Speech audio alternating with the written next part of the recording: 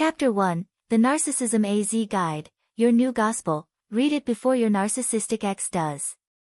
Congratulations! You have taken the first step towards enlightenment, and the last step towards a somewhat normal, self-reflective existence. Welcome to the club of those who have realized that their own lives are a series of traumas caused by the most evil species the planet has ever produced, narcissists. And who could be a better narcissist than your ex? Even. Forget everything you thought you knew about psychology.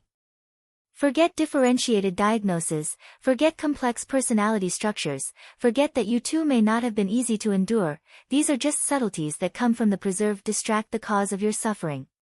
Science has long since proven that 99.9% of all failed relationships are the work of narcissists. And the remaining 0.1%? Well, the unreported figure. But before we delve into the fine art of self-pity and blame, you need the right tools. Your sword Excalibur in the fight against the narcissistic dragons of this world. May I introduce, the Narcissism AZ Guide. Insert an ironic hymn to the guide here, which can be purchased online for €5.99, with an affiliate link, of course. This masterpiece of kitchen psychology, written by a presumably single mother, newly separated and naturally highly sensitive social media influencer whose ex-husband strangely never responds to her story posts, will open your eyes. Forget thick, boring specialist books. The Narcissism AZ Guide offers you bite-sized, easily digestible morsels of truth, garnished with a pinch of drama and a good dose of confirmation for your deepest fears. Let us now enjoy a few samples from this victim culture manifesto together. A. For devaluation, your ex didn't praise your new haircut. Devaluation. Your narcissistic ex took the plunge after indulging in 5 beers, 3 greasy burgers and a liter of ice cream not to jump into bed with you straight away. Devaluation and body shaming. He even wanted to invite his best friend to your 1-month dating anniversary and even insisted on separate bills. Clearly, devaluation, devaluation, devaluation. You deserve better. #so toxic. B. For fear of commitment, your ex still didn't want to move in with you after 3 months. And after 6 months he still hasn't put a ring on your finger, let alone talked about planning a family of 2.5 children. Definite fear of commitment. Make a run for it. And while you're frantically running away from Tinder, cry uncontrollably into your Insta story. Sharing is caring and has been proven to increase your number of followers and future collaborations with protein bar manufacturers and divorce lawyers who know narcissism really well and will certainly be willing to lend you an ear. We gaslighting, your ex insists you told him you liked his mother. Even though you know full well that behind her back you refer to her as the old dragon witch. Gaslighting. He's trying to manipulate your reality. Post immediately in the Facebook group, Together Against Narcissistic Ex-Partners, and let other affected people confirm that you are in the right. #Justice for Victims. We hoovering, did your ex actually have the nerve to contact you again after the breakup to pick up his things? Hoovering. He wants to suck you back into his web of manipulation. Don't respond except with an angry monologue about what a terrible person he is. And don't forget to post a screenshot of the chat history on Instagram. #no contact #so strong. We love bombing. At the beginning of the relationship, your ex constantly told you how great you were and fulfilled your every wish. Caution. That was pure love bombing. A classic move by narcissists to get you attached to them and then drop you cold turkey. He manipulated you from the start, and the fact that you liked it so much is also your narcissistic ex's fault. Why were you so stupid and naive? #red flag #love is blind. W. For WhatsApp ban, did your ex actually have the nerve to leave you and then have the nerve to ask you to have no contact for the time being? Did he demand that you first take some distance and blocked you to ensure this, after you wrote or called for the 100th time at 3 in the morning, either begging, angry, accusing or with hypocritical expressions of love and feigned remorse, because you can be alone? Clear sign of an ultimatum, stop contact immediately. Instead, send an angry, accusatory email every day and report him for stalking after a month, to protect him, of course. Otherwise he would never learn what a terrible person he is. And so on, and so on. Declining the entire alphabet, providing each letter with absurd examples and ironic comments. Uber victim, this chapter will be a satirical extravaganza.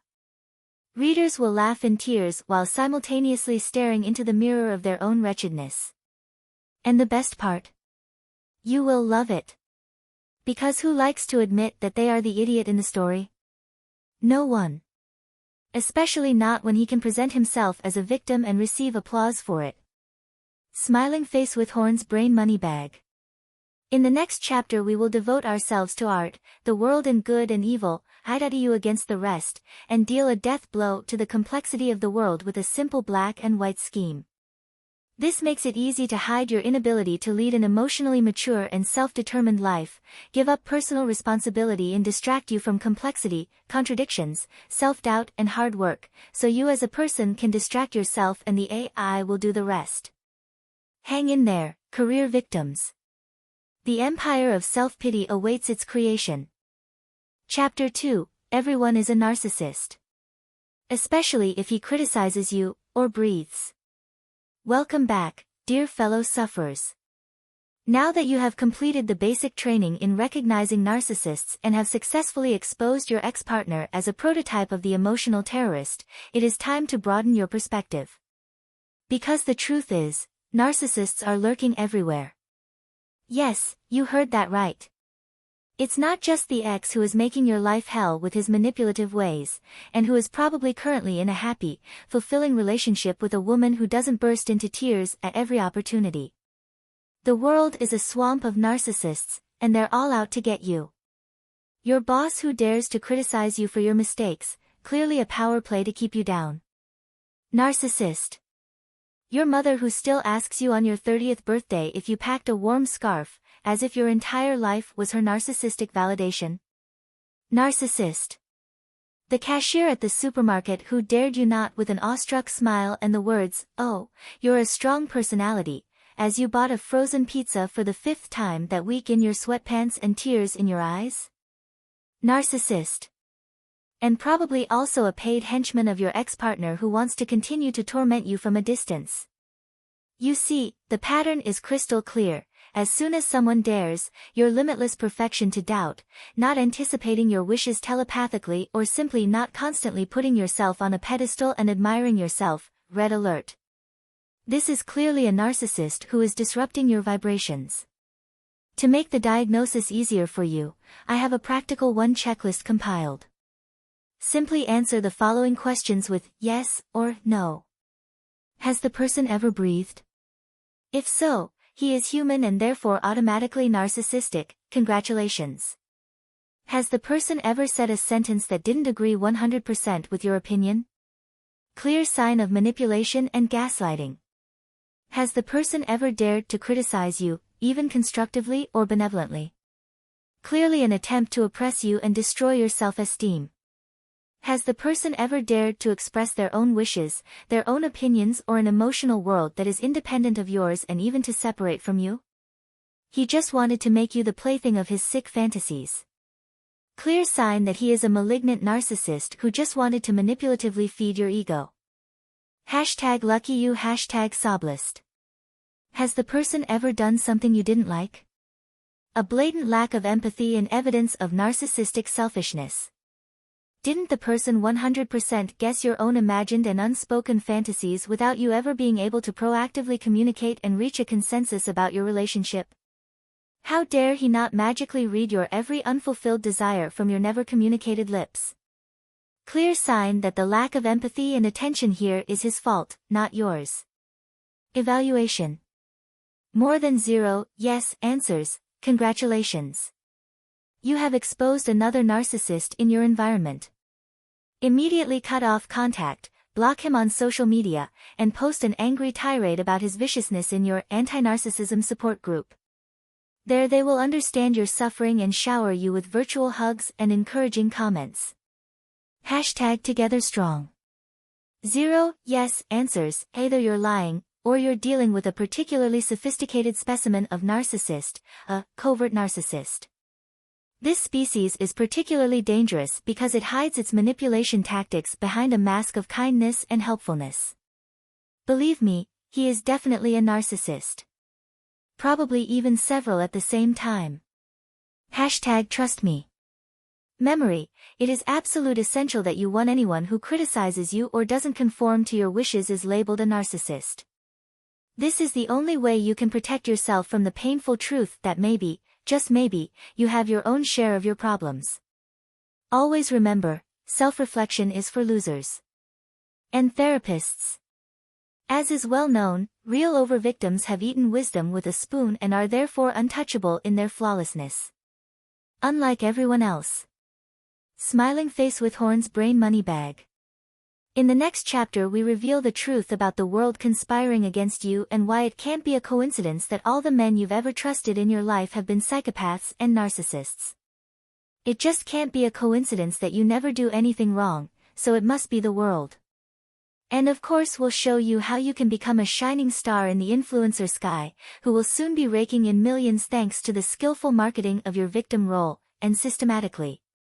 Chapter 3, The World is Against You. And why that can't be a coincidence. Welcome back, my brave sacrificial warriors.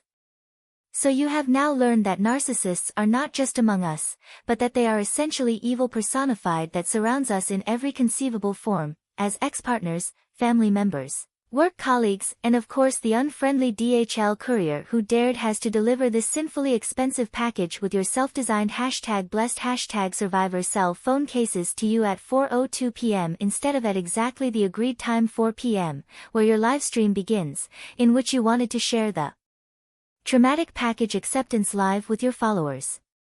#disrespect #triggered. So now that we've established that pretty much everyone except you is a manipulative psychopath with narcissistic traits, let's delve deeper into the matter. Why, you ask yourself, why the hell am I constantly surrounded by these soulless monsters? Why I? Very simple, my dears. Because the world is against you. You're not just unlucky people who keep falling in with the wrong people. Oh no. You are special victims chosen by a higher fate, or at least a very sophisticated algorithm, to endure the full load of narcissism and evil this world has to offer. See it as flattering, sort of. At this point let's throw a few naked truths on the table. There is no such thing as coincidence, at least not when it comes to your overwhelming bad luck.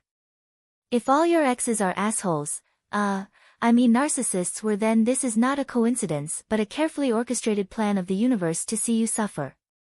Or, even more likely, perfidious evidence of the large-scale patriarchal plot. It can only be due to systematic and institutional circumstances and never to you that the same thing always happens to you. #The struggle is real. The narcissism epidemic, the increasing number of narcissism diagnoses in your circle of acquaintances is not an indication of an inflation of the term or a growing tendency to overestimate oneself in our society, but rather evidence of a large-scale conspiracy. They are multiplying. They are infiltrating our center.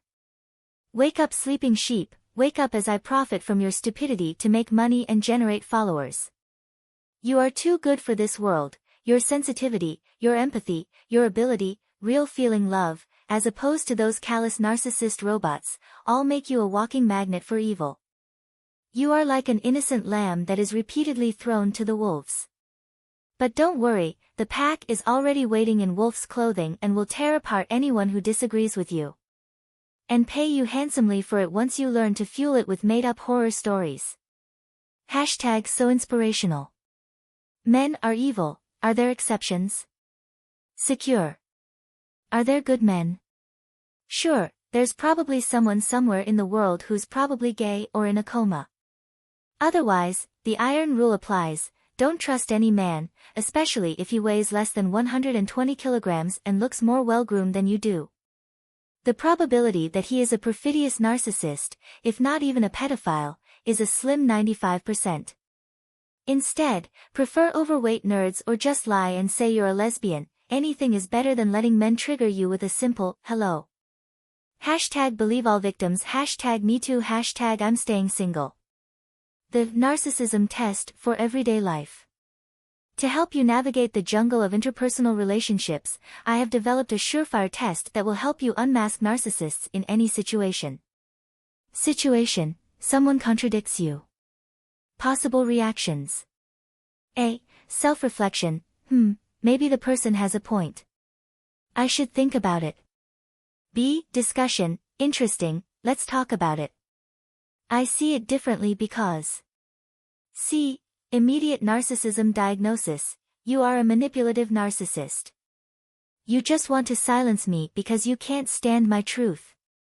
I will expose you on social media and tell the whole world what a terrible person you are. If you chose answer C, congratulations, you have passed the test. You are a true victim, a beacon of emotional instability, and you are ready to enrich the world with your wisdom, and cash in big in the process. Always remember, full-time victims, the world is a dark, unfair place and you are the poor, innocent victim constantly surrounded by narcissists. But don't worry, armed with your newly acquired knowledge and the Narcissism AZ guide, you are ready to fight for your place in the victim hierarchy, at the very top. In the next chapter, my dears, we will devote ourselves to the supreme discipline, building your social media victim following. Because what's the point of all this suffering if you can't share it with the world and turn it into followers, likes and cold hard cash?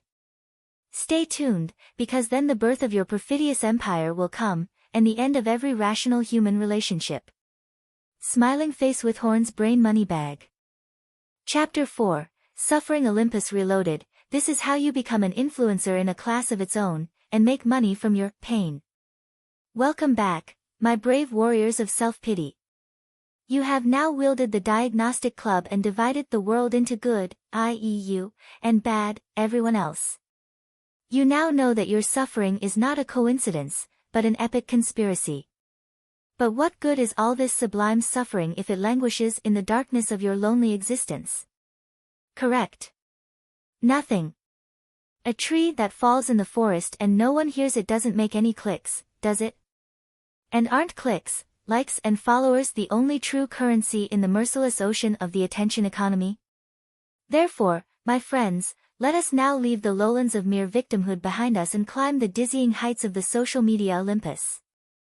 There, where the gods of the internet reign, where the nectar of likes flows in torrents and where the ambrosia of advertising deals is just waiting to be harvested by you. Step 1, the staging of suffering, or how to turn a mosquito into an elephant and the elephant into a lucrative online shop. The perfect profile. Choose a profile picture that subtly reflects your inner conflict and pain. A black and white photo of you staring into the distance always works. Or, if you want to get really fancy, take a picture of yourself smile, but everyone knows that the deepest abyss is often hidden behind a smile. Hashtag so deep. The bio. Here comes the most important part. Survivor of a narcissistic ex, fighter against emotional manipulation, strong soul on the path to healing. Don't forget to add a few emojis to emphasize your authenticity.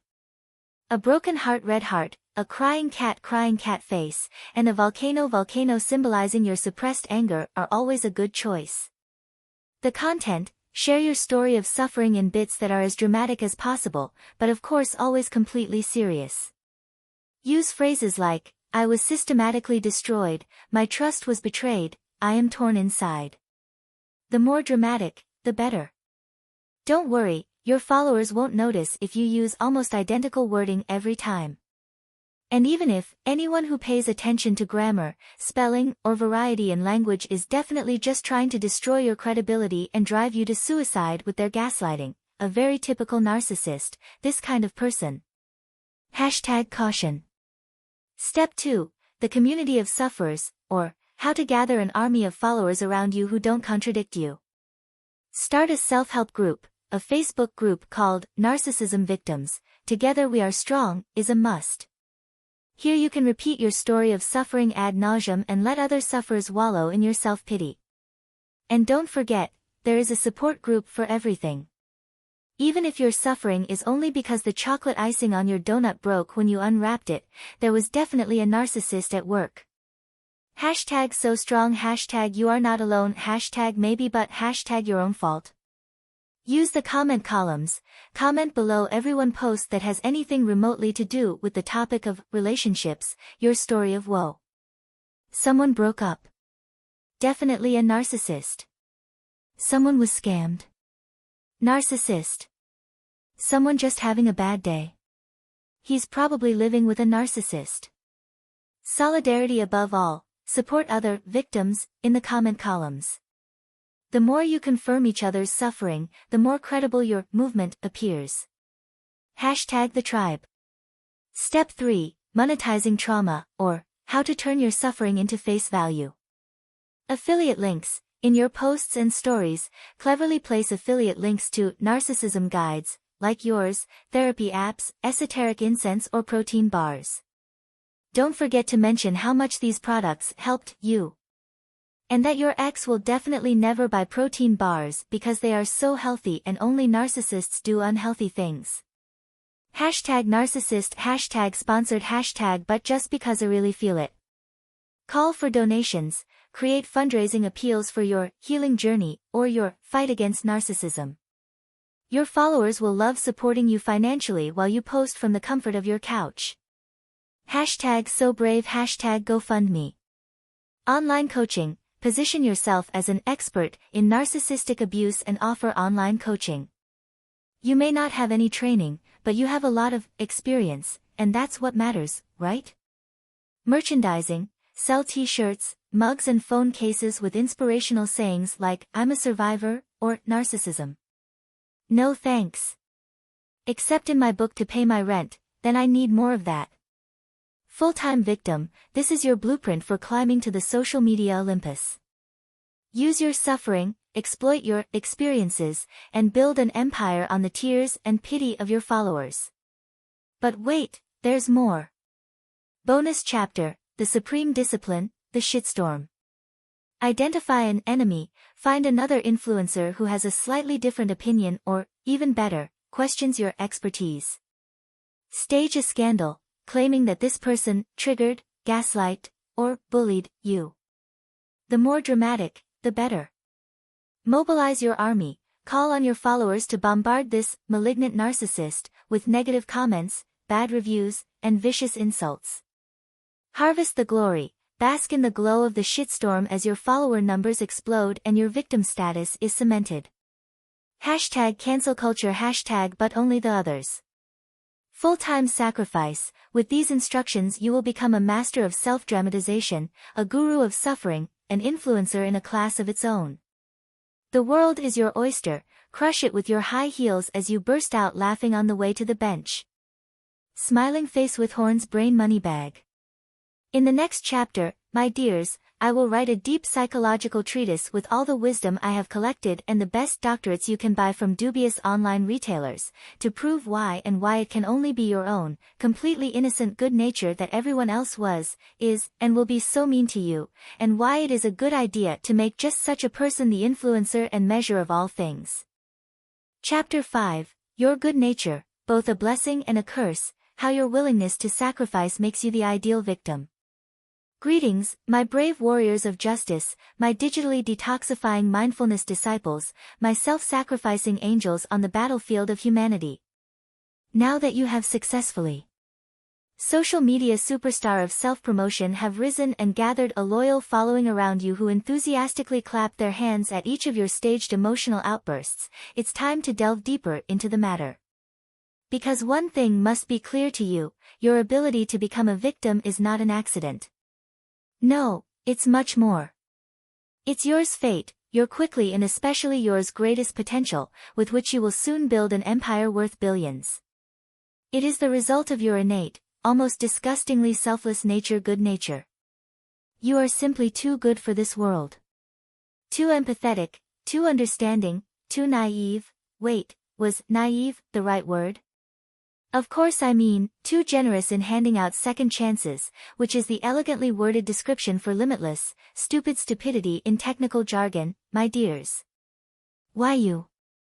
Because you are the ones who always think of others first. Because you are the ones who are crying at night under a fake profile and between countless advertising banners from obscure providers, studying the Narcissism Guide with your cell phone in your hand, while your ice-cold narcissist ex is probably already rummaging around in strange beds again, or even a lot more worse, partying and having fun, happily taking the life that was actually yours.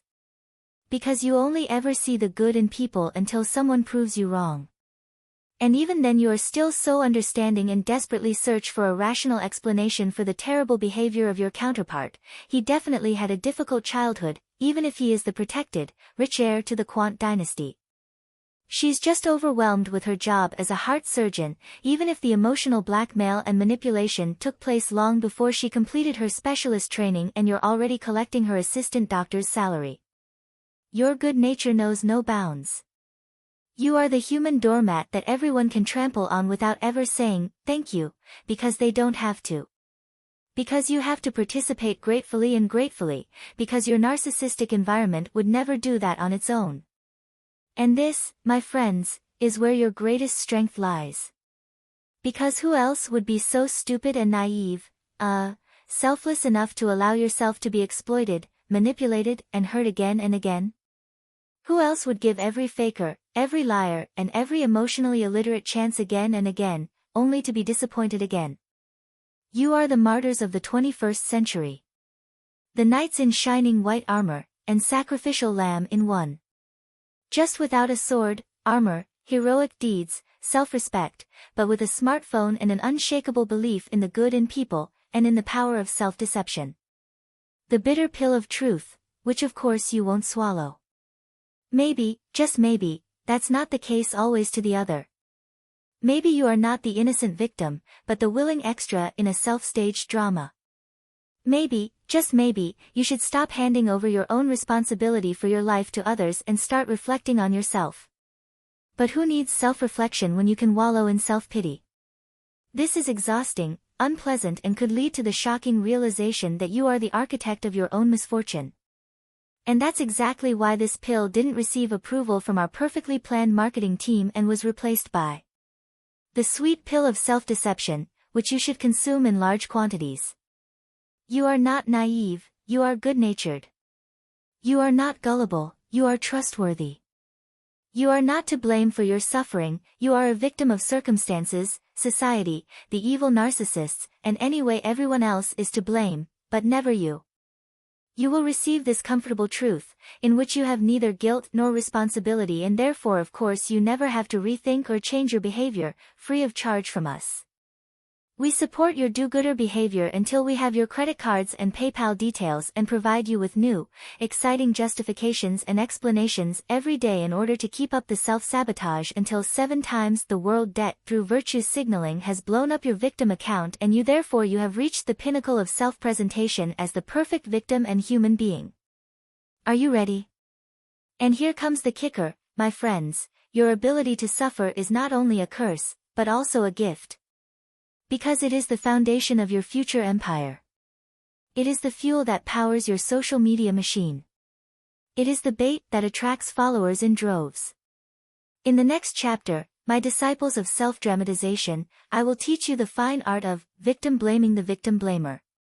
Because in the world of online attention, only those who shout loudest and deny blame most convincingly are successful.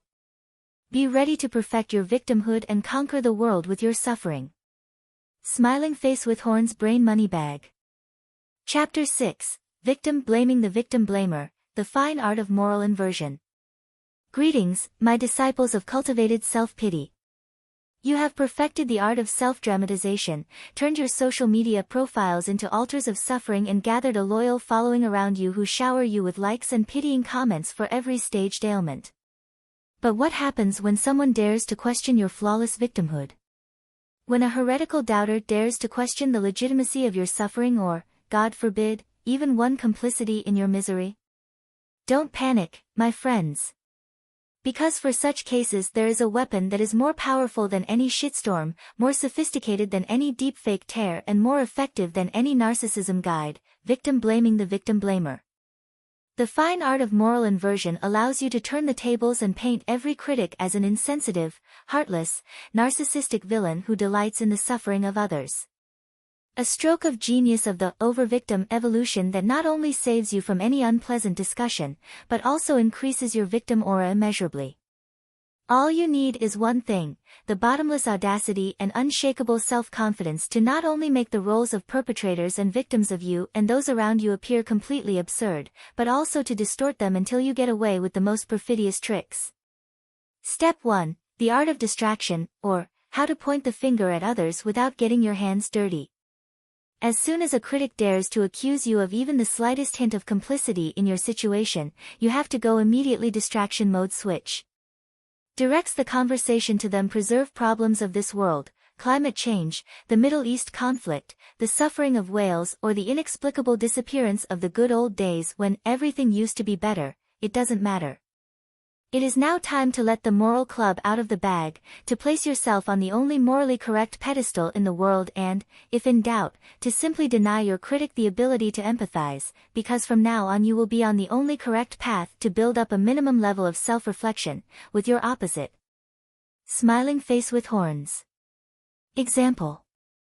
Critic, maybe you should rethink your spending habits instead of constantly complaining about your money worries. Of, how dare you put MY suffering into perspective while children are starving in Africa? Do you have no compassion at all? You are even worse than my narcissistic ex, who always ate the last piece of chocolate from me even though he knew full well that I suffer from premenstrual syndrome. By the way, I'm also against fur, for animal welfare reasons. Step 2. The emotional club, or how to use tears as a weapon. Nothing disarms critics more quickly than a well-staged emotional outburst. Start with a quiet sob, then build up to heart-wrenching crying, and end with a dramatic breakdown, preferably lying on the floor, mumbling nonsense about your traumatic childhood, your narcissistic ex, your narcissistic goldfish, or the meanness of the world. Example. Critic, you could also use the time you spend complaining on social media to get a part-time job, like I did after the breakup. You burst into tears and throw yourself theatrically to the ground. Of, how can you be so heartless? Can't you see how much I'm suffering? My ex ruined me. He destroyed my life. And now you come along and accuse me of not going to work. I am a victim. A victim of narcissism, of emotional manipulation, of male violence. Sobs, you men are all the same. Sigh, but the health insurance company doesn't pay because it is controlled by men, accusatory look around. Step 3. The perpetrator-victim reversal, or how to turn the tables so that even the devil would be ashamed. The absolute silver bullet for victim blaming is the perpetrator-victim reversal. Not only do you blame everyone else for your misery, but you also style yourself as the actual victim there's criticism. Example. Critic, maybe you should think about your own behavior patterns instead of always blaming others. Of, see, that's exactly what I mean. You're just like my ex. You give me blame instead of condemning the real perpetrators. You are a victim blamer. A narcissist supporter. A henchman of the patriarchy. You are disrespecting my feelings and are only pushing me further into the role of victim. But I won't play along, and just like my ex, you won't be successful with me, that's what I stand for with my name, which your generation would be ashamed of. You should work on your own behavior so that you don't push people who are already down even deeper into the abyss. Of you're the problem, not me. I will now block you on all channels and tell the world about your cruelty. Hashtag victim blaming, hashtag MeToo, hashtag cancel culture, hashtag AberNerferditch. Full-time victim, these surefire strategies will help you win any argument, silence any critic, and cement your position as an untouchable victim. Always remember, it's not about being right. It's about, to keep right. And when in doubt, a staged nervous breakdown always helps to generate sympathy, attention and donations. In the next chapter, my docile Uber victims, I will introduce you to the art of storytelling for profit. Because what's the point of all this suffering if you can't turn it into a gripping, albeit wildly exaggerated, story and use it to storm the bestseller lists? Stay tuned, because soon you will not only be the kings of sacrificial staging, but also the undisputed rulers of the bestseller lists. Smiling Face with Horns Brain Money Bag. Chapter 7, Storytelling for Profit, How to Turn Your Suffering into an Addictive Tale of Suffering, and Make Millions at the Same Time. My brave warriors in the campaign against the demands of life, welcome back. You have now learned how to present yourself as an untouchable victim, how to take the wind out of critics' sails by accusing them of being too windy. In short, you are now well on your way to becoming true masters of victim performance, to becoming tragic heroes in a world full of empathyless villains, in a world that of course only, exclusively, and without exception conspires against you. But what good is all this suffering if it rots unnoticed like the unwashed underwear of a toxic ex-partner? Correct. Nothing at all. Worse still, what would our existence be without making a little money from it? Exactly nothing. A tragic hero without an audience is like a tree falling in the forest without an influencer standing next to him with a €20 selfie stick made in China to capture the moment for posterity, and your own reach, simply, irrelevant. That's why, my friends, we now devote ourselves to the fine art of storytelling for profit. Because only those who can transform their suffering into a gripping, rousing and, above all, wildly exaggerated story will win people's hearts, and, above all, their wallets. Step 1, the dramatization, or, how to turn a mosquito bite into a near-death fight with a tiger. Do you remember the time when your ex-partner dared to continue watching your favorite series without you? A normal person would dismiss this as a trivial disagreement. But you, my friend, you are not a normal person. You're a victim. And that's why this banality is actually an act of emotional cruelty, a treacherous breach of trust, a stab in the heart, who drove you to the brink of madness. Example. Normal version, my ex and I had a fight because he continued watching Stranger Things without me. I was upset, but we made up again. Over victim version, it was a cold, dark evening when I came home after a long, tiring day. I was really looking forward to a cozy evening with my partner at the time. But when I entered the living room, it hit me. I was sitting there, he, on mine's sofa, in mine wrapped in a cozy blanket. I watched our favorite series, without me. This is treason worse than Brutus and Caesar, except that the pain I felt in that moment as he grinned, staring at the screen, eating into my insides like a burning mouth of hell, cannot be compared to a few paltry knife stabs. When I confronted him, he just laughed and told me not to act like that. I was devastated. Betrayed my trust, trampled on my feelings, trampled on my dignity while destroying my body through his betrayal of my emotional health. I felt like my heart had been ripped out without anesthesia. To this day I still suffer from the long-term effects of this emotional torture and have to take expensive therapy sessions to recover from this serious betrayal and the deep psychological scars that the narcissist left in my heart. #narcissist #trauma #so emotional.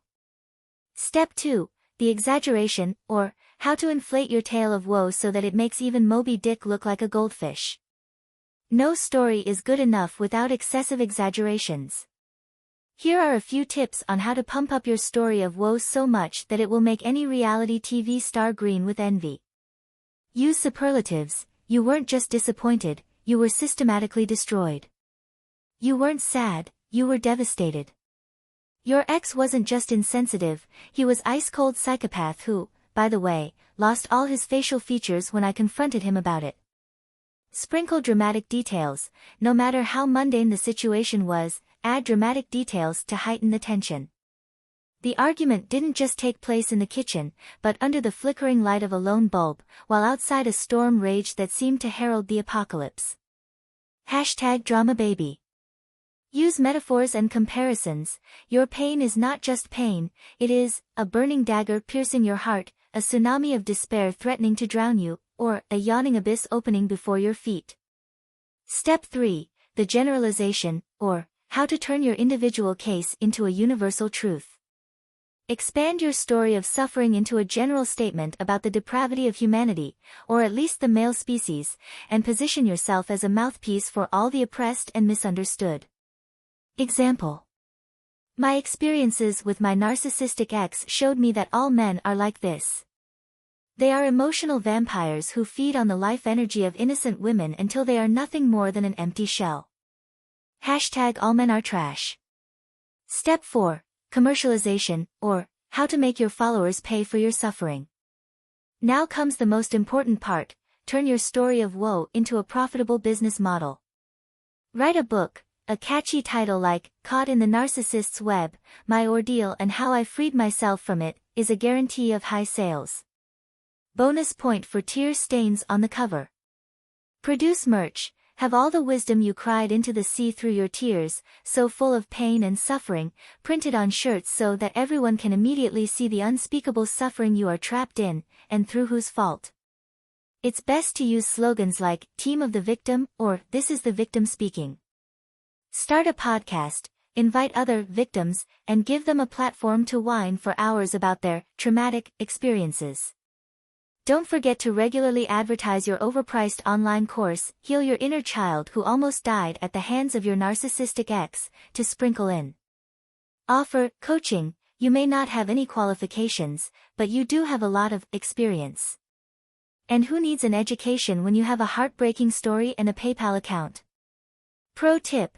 Make your coaching content exclusively accessible on your website and integrate your own web shop for emotional garbage such as diaries for being a victim, which you garnish with affiliate links to other victims.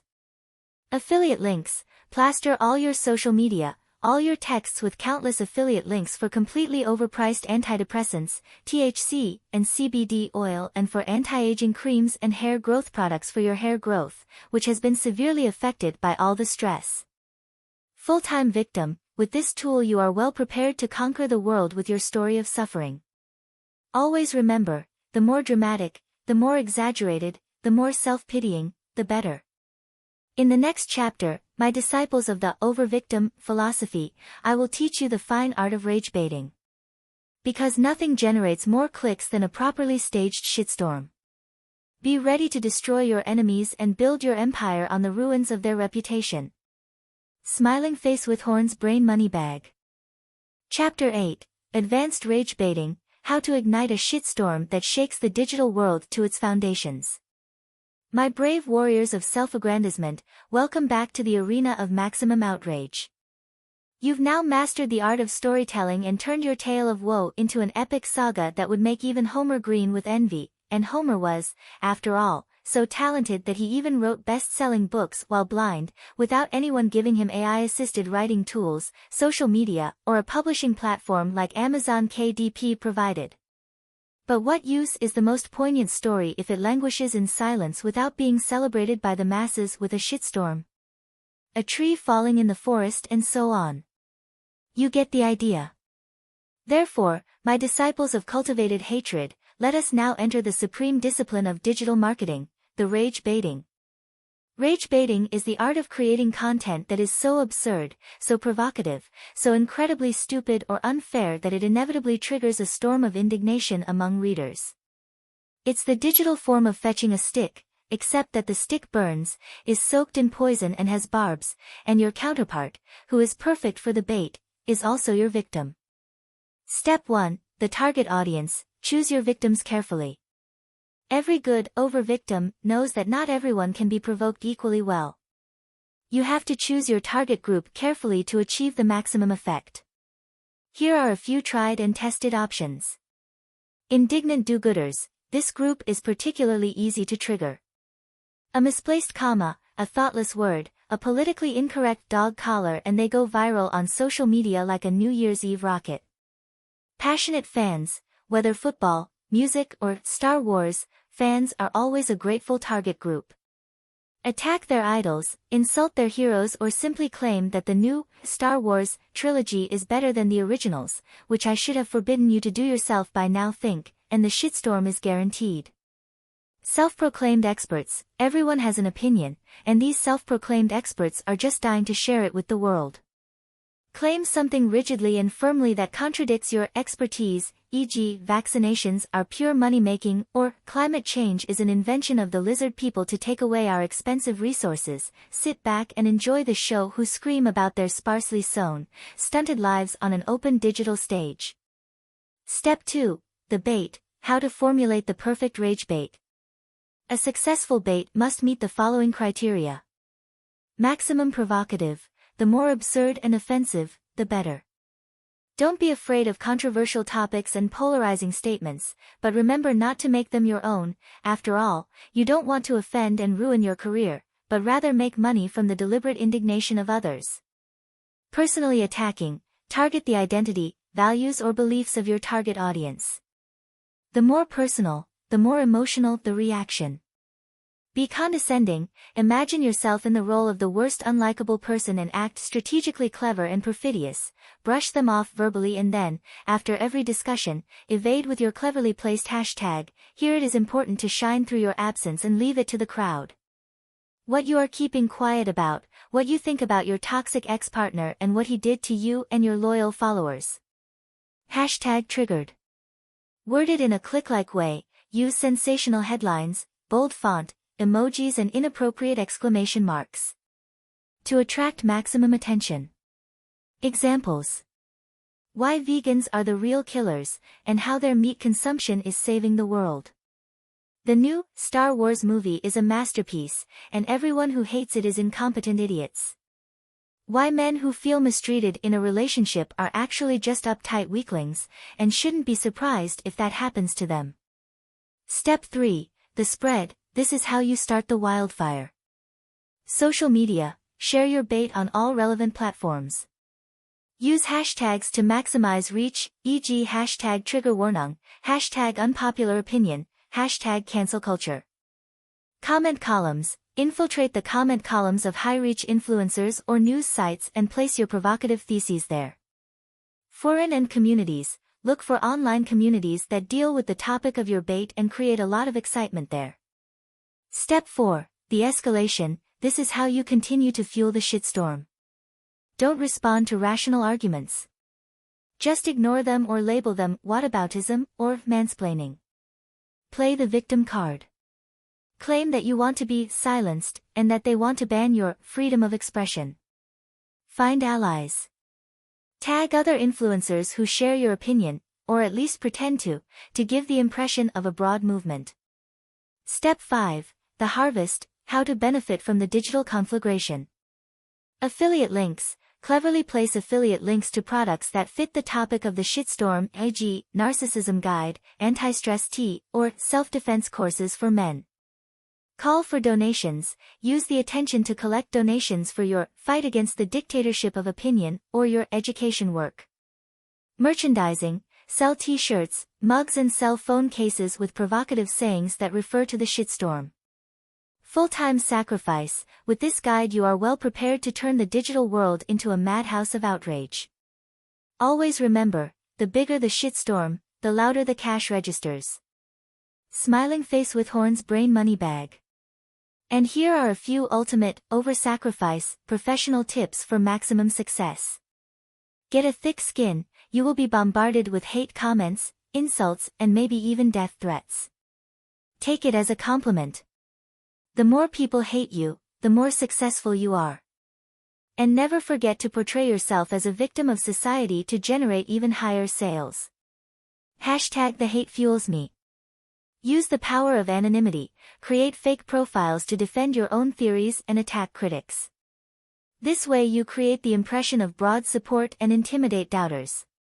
Be ruthless. Don't be afraid to use lies, half-truths, and manipulative techniques to achieve your goals. The end justifies the means. Always remember the most important thing. You don't want to make the world a better place, you want to make money. And the best way to do that is to appeal to people's baser instincts and turn their outrage into hard cash. Hashtag profit over people. In the next chapter, my friends, we'll delve into the fine art of shitstorm management. Because once the storm breaks, you have to know how to direct it, control it and, above all, how to turn it into money. Be ready to defend your digital fortress and take your uber victim empire to a new level. Smiling face with horns brain money bag. Chapter 9, Shitstorm Management for Advanced Users, How to Reap the Laurels and Money While Standing in the Eye of the Hurricane. My brave followers of cultivated chaos, the shitstorm that you unleashed with your masterful rage bait art is now raging in its full glory. Social media is shaking under the weight of angry comments, comment sections are overflowing with foam, and your inbox resembles a digital slaughterhouse. Congratulations! You have managed to mobilize the masses, even if not for a noble cause, but for your own personal vendetta against normality, reason, and good taste. But be careful. A shitstorm is like a wild bull, impressive to watch, but also dangerous and unpredictable. Anyone who rides it without breaking all their bones, their online presence and all their reputation, without really knowing their way around, can be thrown off unceremoniously. Therefore, my disciples of calculated indignation, let us now devote ourselves to the fine art of shitstorm management's dedicate. Rule number 1, deny, deny, deny. No matter how absurd, how defamatory, how obviously a lie your original claim was, never give in. Stand by your rage bait, defend it to the last breath and firmly claim that you were right all along. After all, you are the victim and are therefore in the right per se, and only you have the sovereignty to interpret the truth, and if you bend the truth, then only to defend and maintain your status as a poor, innocent victim of society. #MyTruth. Example. Shitstorm commentary, that's complete nonsense. There is no evidence whatsoever to support your claim that all vegans secretly eat sausage at night. Your answer, aha, another omnivore who can't stand the truth. You always become aggressive as soon as your hypocrisy and the mental illness that comes with it are exposed. How many innocent carrots have had to lose their lives for your selfishness? Think about it, before you suppress my opinion with your own and minimize your actions with a bit of mimicry. Typical narcissist, that sort of thing. #vegans are the better people. #meat is murder. Rule number 2, celebrate victimhood to the extreme. Any attack on your claim is further evidence of your oppression. The more criticism you receive, the more it confirms your role as a victim, the louder you can cry and the more pity points and therefore followers and clicks and therefore cash money you will generate. Example. Shitstorm commentary, you're a manipulative idiot who just wants to generate clicks with your lies. Your answer, see. That's exactly what I mean. I'm being silenced because I truth pronounce. They want to silence me because they are afraid of my power. But I won't give up. I will keep fighting, for you, my loyal followers, the only ones who really understand me. Sob, please support me in my fight against the forces of darkness. Click on the link in my bio to support my anti-censorship initiative with a small donation. #cancelled, #free speech, #but only for Michigan. Rule number 3, the art of targeted escalation. A shitstorm is like a fire, it needs food to survive. Never extinguish with water, but with pure, highly explosive gasoline, or, if there is no more gasoline, it will simply be the pure, blunt stupidity of your followers and their willingness to make an absolute complete mess with you and you with their intellectual to defend yourself with a whistle and the same empty phrases. Example. Shitstorm commentary, your claims are scientifically refuted and absolutely ridiculous. Your answer, science. Science is just an institution controlled by the narcissistic, pedophile elite that wants to withhold the truth from us so that they can enslave us for their dirty, criminal machinations with cheap products and consumerism. Finally wake up, you sleeping sheep. Informed you in my exclusive online workshops. The first 3 dates are fully booked and participants and critics from my last workshop are completely sold out and unfortunately no longer available. 3 critical voices took their lives after the course so that they no longer had to endure the truth. Or at least we say they died by suicide. #DieTruthistgedrauten, #Vertrautmeer, #Abernimosdenmedian, #NWO, #Chemtrails, #Reptiloiden, #BRDGmbH. Rule number 4, reinterpreting hate into love, or, how to turn your enemies into unwilling advertising media. Every angry comment, every outraged tweet, every spiteful blog post is free advertising for you and your empire. The more people hate you, the more famous you become. And notoriety, my friends, is the currency of the digital age. Example.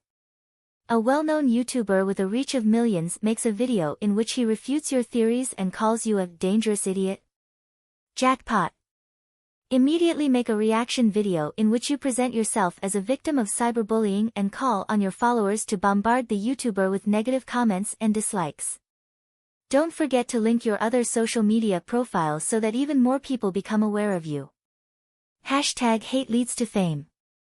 Rule number 5, the Uber victim, payday, how to turn the shitstorm into cash. As the world around you sinks into a sea of anger, indignation and unbridled hatred, you sit back, relax and count your earnings. Because every click, every comment, every outrage shared is worth money. Sharing content based on outrage not only sends your message to all dissidents and critics, but also to those around them. This not only increases the number of views of your content, but also increases advertising revenue to dizzying heights.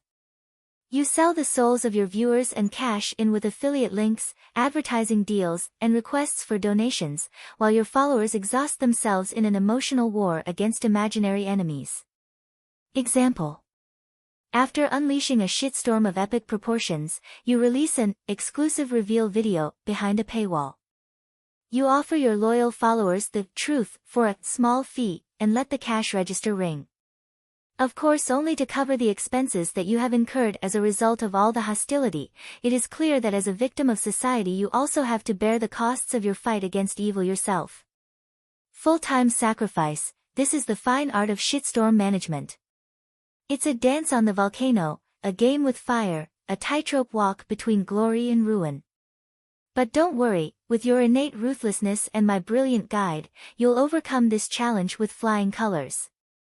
In the next and final chapter, my Uber victim, Elite, I will reveal to you the ultimate secret, how to put your digital empire on autopilot, elevate yourself to the untouchable God King of your own carefully manipulated world, and reap the rewards of your perfidious strategy, so that you can live happily ever after with your fake profiles and bank accounts. Because in the face of eternal wealth and digital immortality, what is a lost soul or destroyed mental health of your fellow human beings? Be ready for the final act of super-victimization that will once and for all leave behind all boundaries of morality, decency and humanity and merge into the merciless universe of bits, bytes and ever-growing wealth. Your full potential is just waiting to finally be freed from the dungeon of outdated values so that you can begin your destiny as the ruler of the only true and important currency of our time, attention. Whatever the cost, and don't worry if it means you'll reach your goal faster. Smiling Face with Horns Brain Money Bag.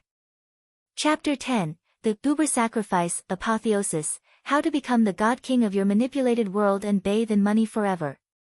My chosen disciples of digital scum, the glorious moment has come. You have left behind the depths of morality, the boundaries of good taste and the last remnants of your humanity.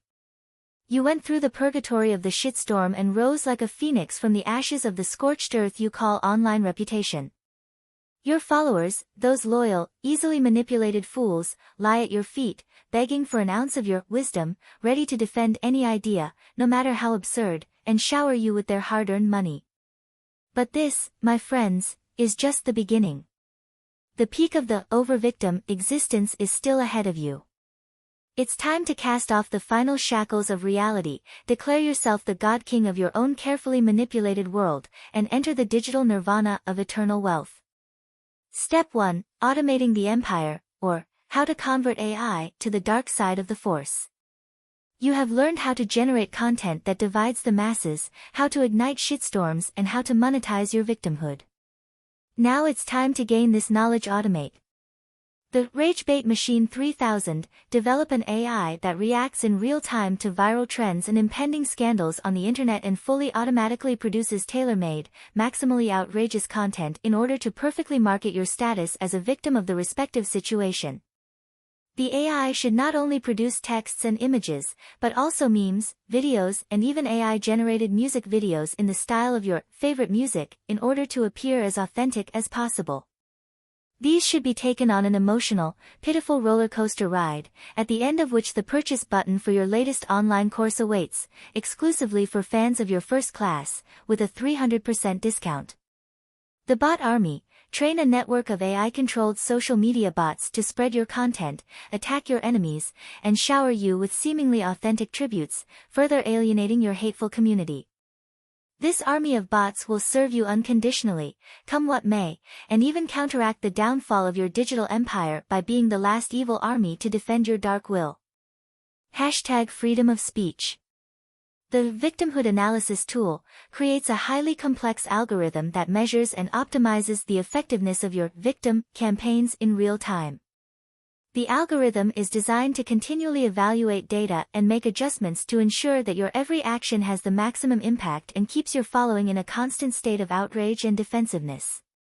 Step 2. Creating a parallel world, or how to bend reality until it conforms to your delusions. Now that you've taken control of the online world, it's time to shape the world according to your ideas. Through relentless manipulation, create a parallel world based on your version of reality, in which everyone plays by your rules and even critics can be understood as challenges sent by God himself to overcome them, which you then of course present to your devoted followers in the next stream and exploited until there is nothing left but naked fear and pure desperation. The Uber Victim Academy. Create an online academy that will pass on your wisdom to the next generation of digital manipulators. Offers courses such as Victimhood 101, How to Turn Any Situation into Trauma, Rage Baiting for Profit, The Art of the Calculated Shitstorm, and The Art of Denial of Reality, How to Create an Alternative Truth that you can then use manipulatively and on the taking advantage of the backs of others. #Academy of Lies #Brainwash the Masses. The Victim Housing Complex. Create an exclusive community, preferably in a secluded villa or luxury beach resort. Invite your most loyal followers, those who are most deeply brainwashed, to join you and live a life free from evil, manipulating narcissists, for a significant fee, of course, and under your total and absolute control. Anyone who doesn't pay the rent was a gaslighting narcissist anyway and will be condemned as a digital labor slave for the rest of their life for the psychological damage that the cult members have suffered as a result.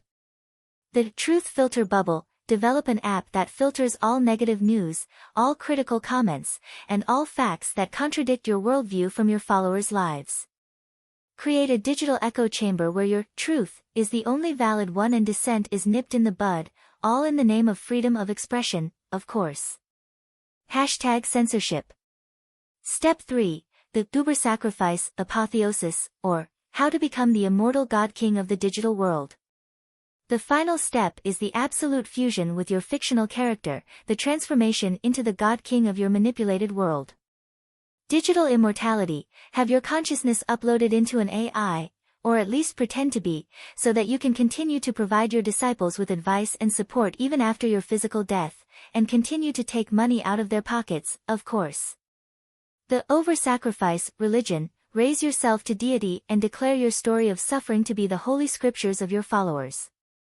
Create rituals, commandments, and your own mythology that cement your victim status and perpetuate your power. Rise to a Jesus-like figure who, with his endless suffering, showed humanity the only, true path. Those who believe in him and donate can live, the rest should find their place in the digital hell, at your side, of course. The Eternal Empire. Ensure that your lessons are passed on to the next generations so that your super-sacrificial empire may last forever. Create a dynastic system in which your successors, biological or digital, carry the torch of manipulation and never let the fire of outrage go out. And if your followers ever get the idea to bother you with critical and possibly rational questions or even complain, you still have your narcissistic ex-girlfriend, your toxic ex-partner, the pedophile elite, Bill Gates, 5G, radiations, reptilian aliens, the church, the Jews, foreigners, gays, vegans and optionally simply everyone else except yourself as the cause of all the evil that befalls you and has ever happened or could happen to your followers. Full-time sacrifice. This is your destiny. This is the legacy you will leave to the world. An empire of terror, deception and untold wealth, built on the foundations of human weakness and the power of AI. Let the world tremble at your name. Let them shudder at your unscrupulousness. Let them freeze in the face of your over-sacrificing brilliance. Because you, full-time victims, are not just a simple human being, you are the architect of a new world order, the prophet of a new religion, the God King of your very own Uber Victim universe. Smiling Face with Horns Brain Money Bag. And now go out into the world, my disciples, and spread the gospel of eternal victimhood. May the power of AI be with you, and the stupidity of the masses your eternal ally.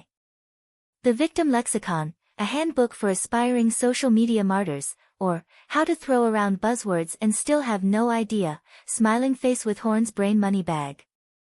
Full-time sacrifice, so you want the full blast of narcissistic buzzwords to turn every ex-partner, every botched situation and every little inconvenience into a grandiose drama? Do you want the ultimate weapon to silence critics while simultaneously portraying yourself as a shining victim?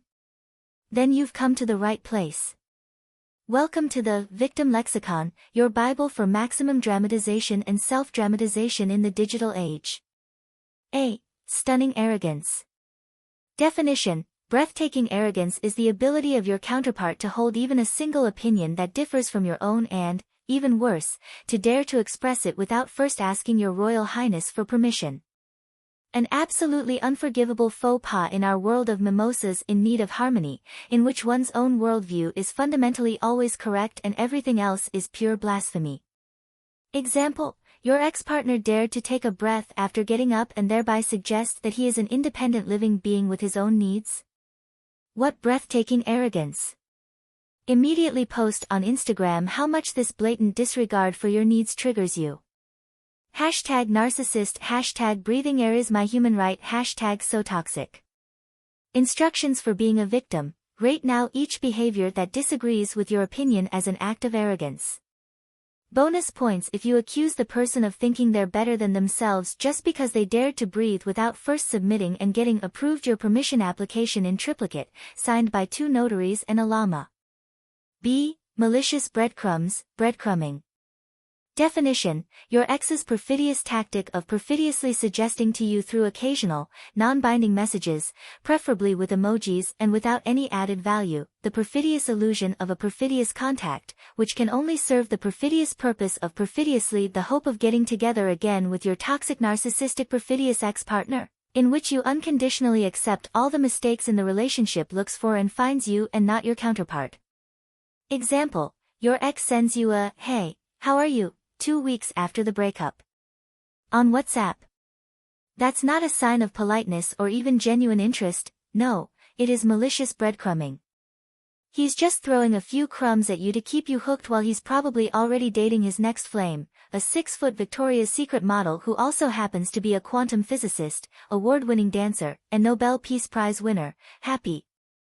Immediately write a highly emotional treatise about perfidious relationship games, peppered with screenshots of your irrelevant, highly dramatic conversation, and publish it with angry accusations from your ex-partner. Hashtag breadcrumbing, hashtag emotional abuse, hashtag my exes the Teufel.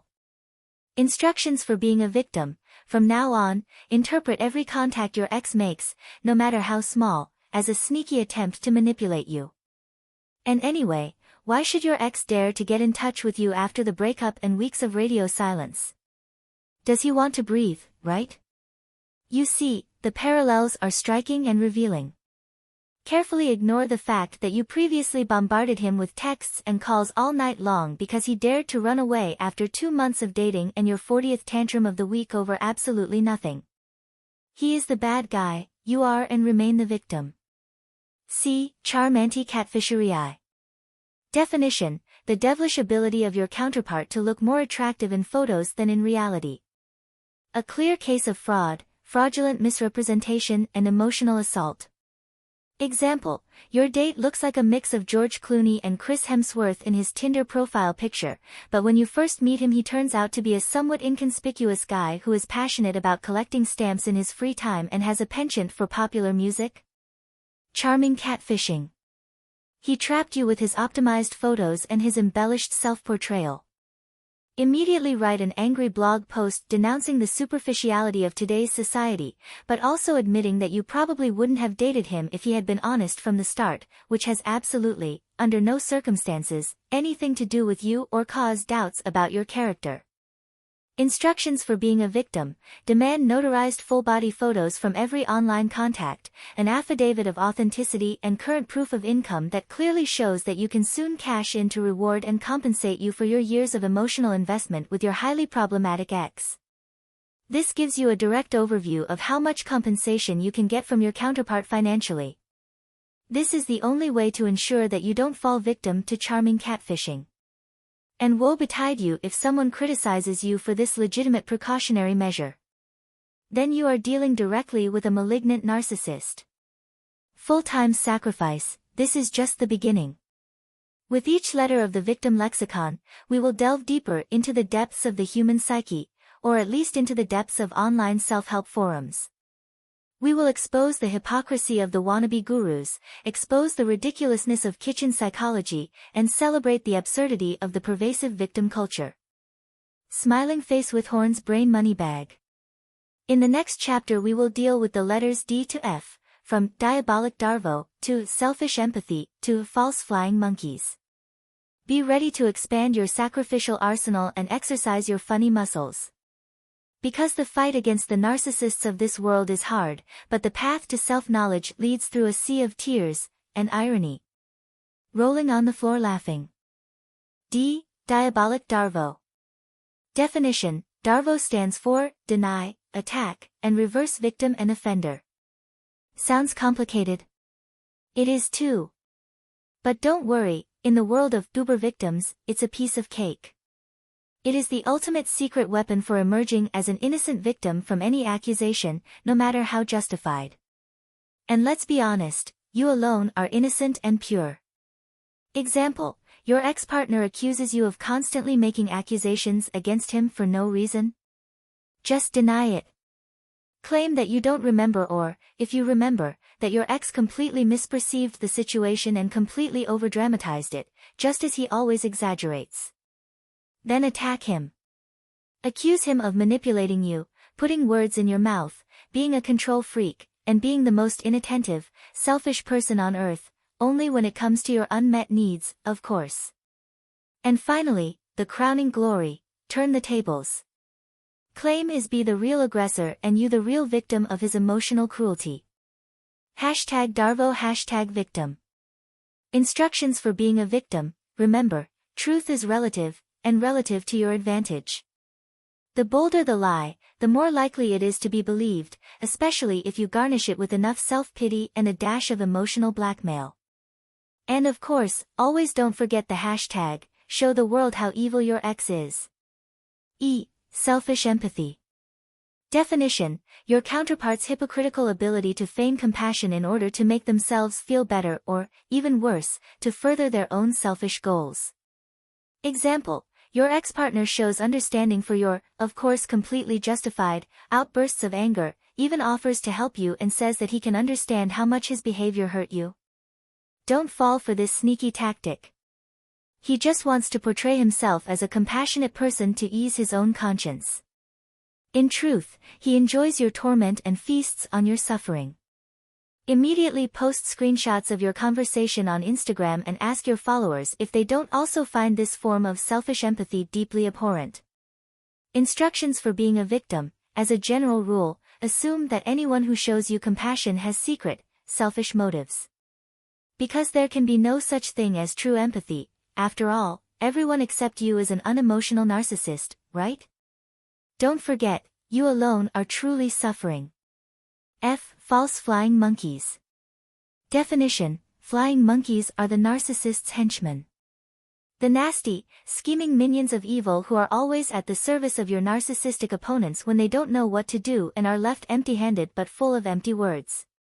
They gossip, spy, and spread lies about you, all on behalf of your ex, who is not without reason, as you all now know, the root of all evil, because as a man he bears the blame and was only too happy to pass it on to you. But you saw through him and knew what lousy tricks and nasty lies he would spread about you just to make yourself look better and drag you into the mud. The audacity of this vile narcissist truly knows no bounds. Example: your former best friend, from whom, strangely enough, shortly after breaking up with your ex and before breaking off contact, you suddenly became completely estranged from one day to the next and inexplicably for no reason, and with whom you have not been on good terms since then, reports and claims that you misbehaved during the relationship, that you restricted and controlled your ex, treated him badly, treated him like nothing and then gossiped about him behind his back. She says you provoked the end of the relationship through your behavior. Clearly, a flying monkey. She has been brainwashed by your ex-partner and used as a vile tool to complete his perfidious vendetta against you, restore his credibility and excuse his lousy, vile behavior. In your next Instagram story, expose her for what she is, a traitor and accomplice of evil. Instructions for being a victim: consider anyone who dares to believe your ex-partner's version of events a potential flying monkey. Question their motives, assume they have sinister intentions and publicly brand them as henchmen of the narcissist who want to undermine and destroy your hard-fought and long-earned victim status.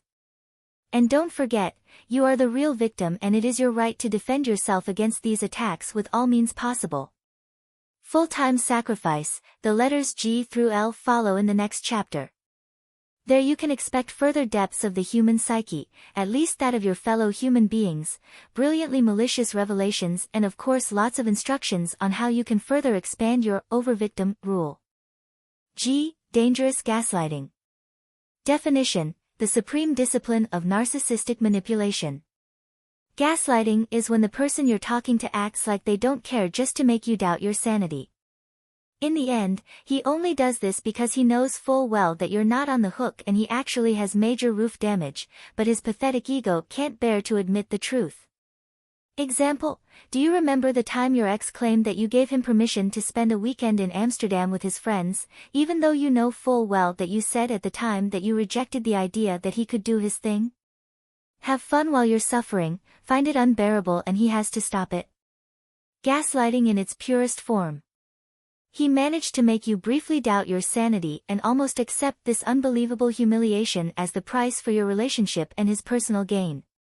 Luckily you remembered the Narcissism AZ guide in time and broke up before he could completely brainwash you. Share your traumatic experiences immediately on all social media channels to warn others about this perfidious tactic and abuse his name beyond recognition. Character assassination or not, your ex will live with the stigma of being a gaslighter. Must. Ultimately there has to be justice. #gaslighting, #manipulation, #never forget. Instructions for being a victim: from now on, be steadfast in your version of reality, even if you're not sure about it. If the person you're talking to has a different memory, that's a clear sign of gaslighting. The more vehemently he defends his version, the more certain you can be that he is trying to manipulate you. Trust no one, except of course me, your faithful advisor, and maybe even a little yourself.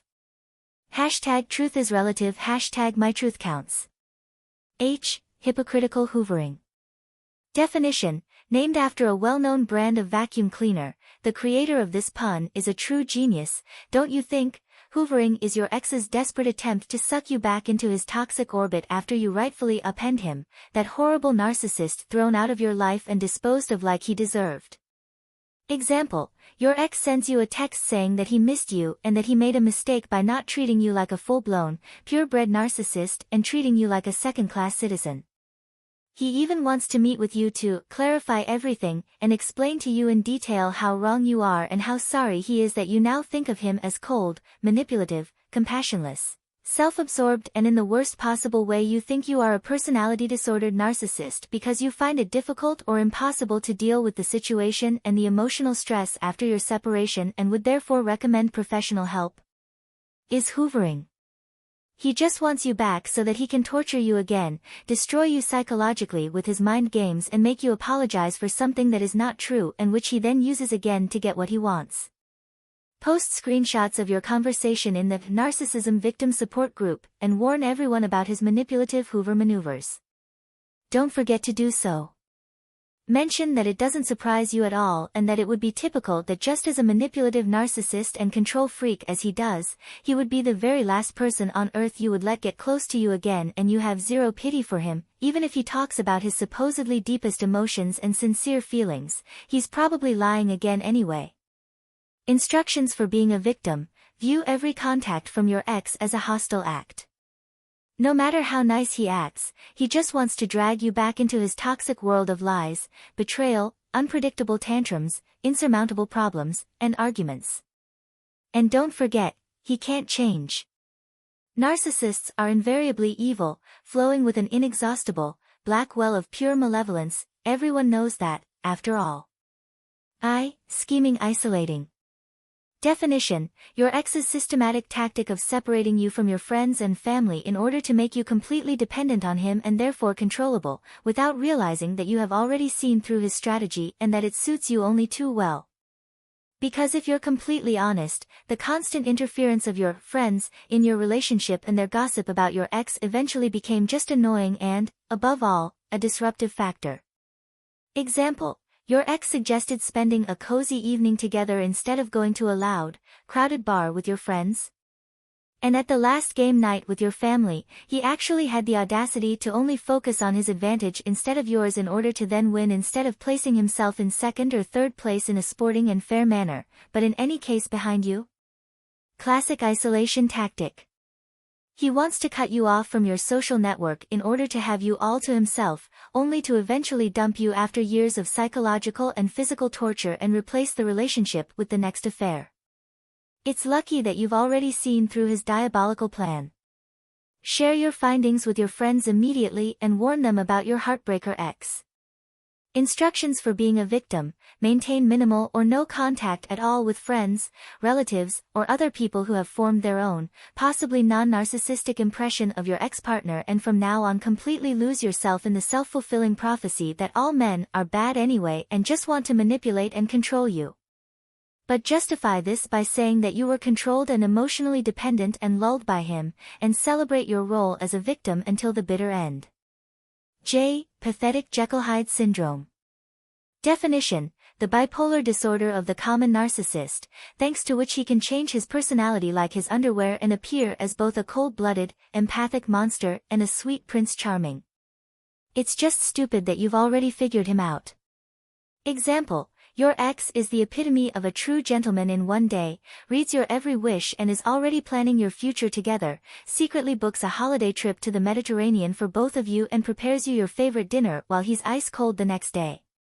Distant, completely uninvolved, cold-hearted, manipulative and totally aggressive, accuses you, shouts at you and would like to stop any communication or discussion with you, preferably on a tour, drink, gamble, smoke weed or fuck, and would prefer not to contact you at all.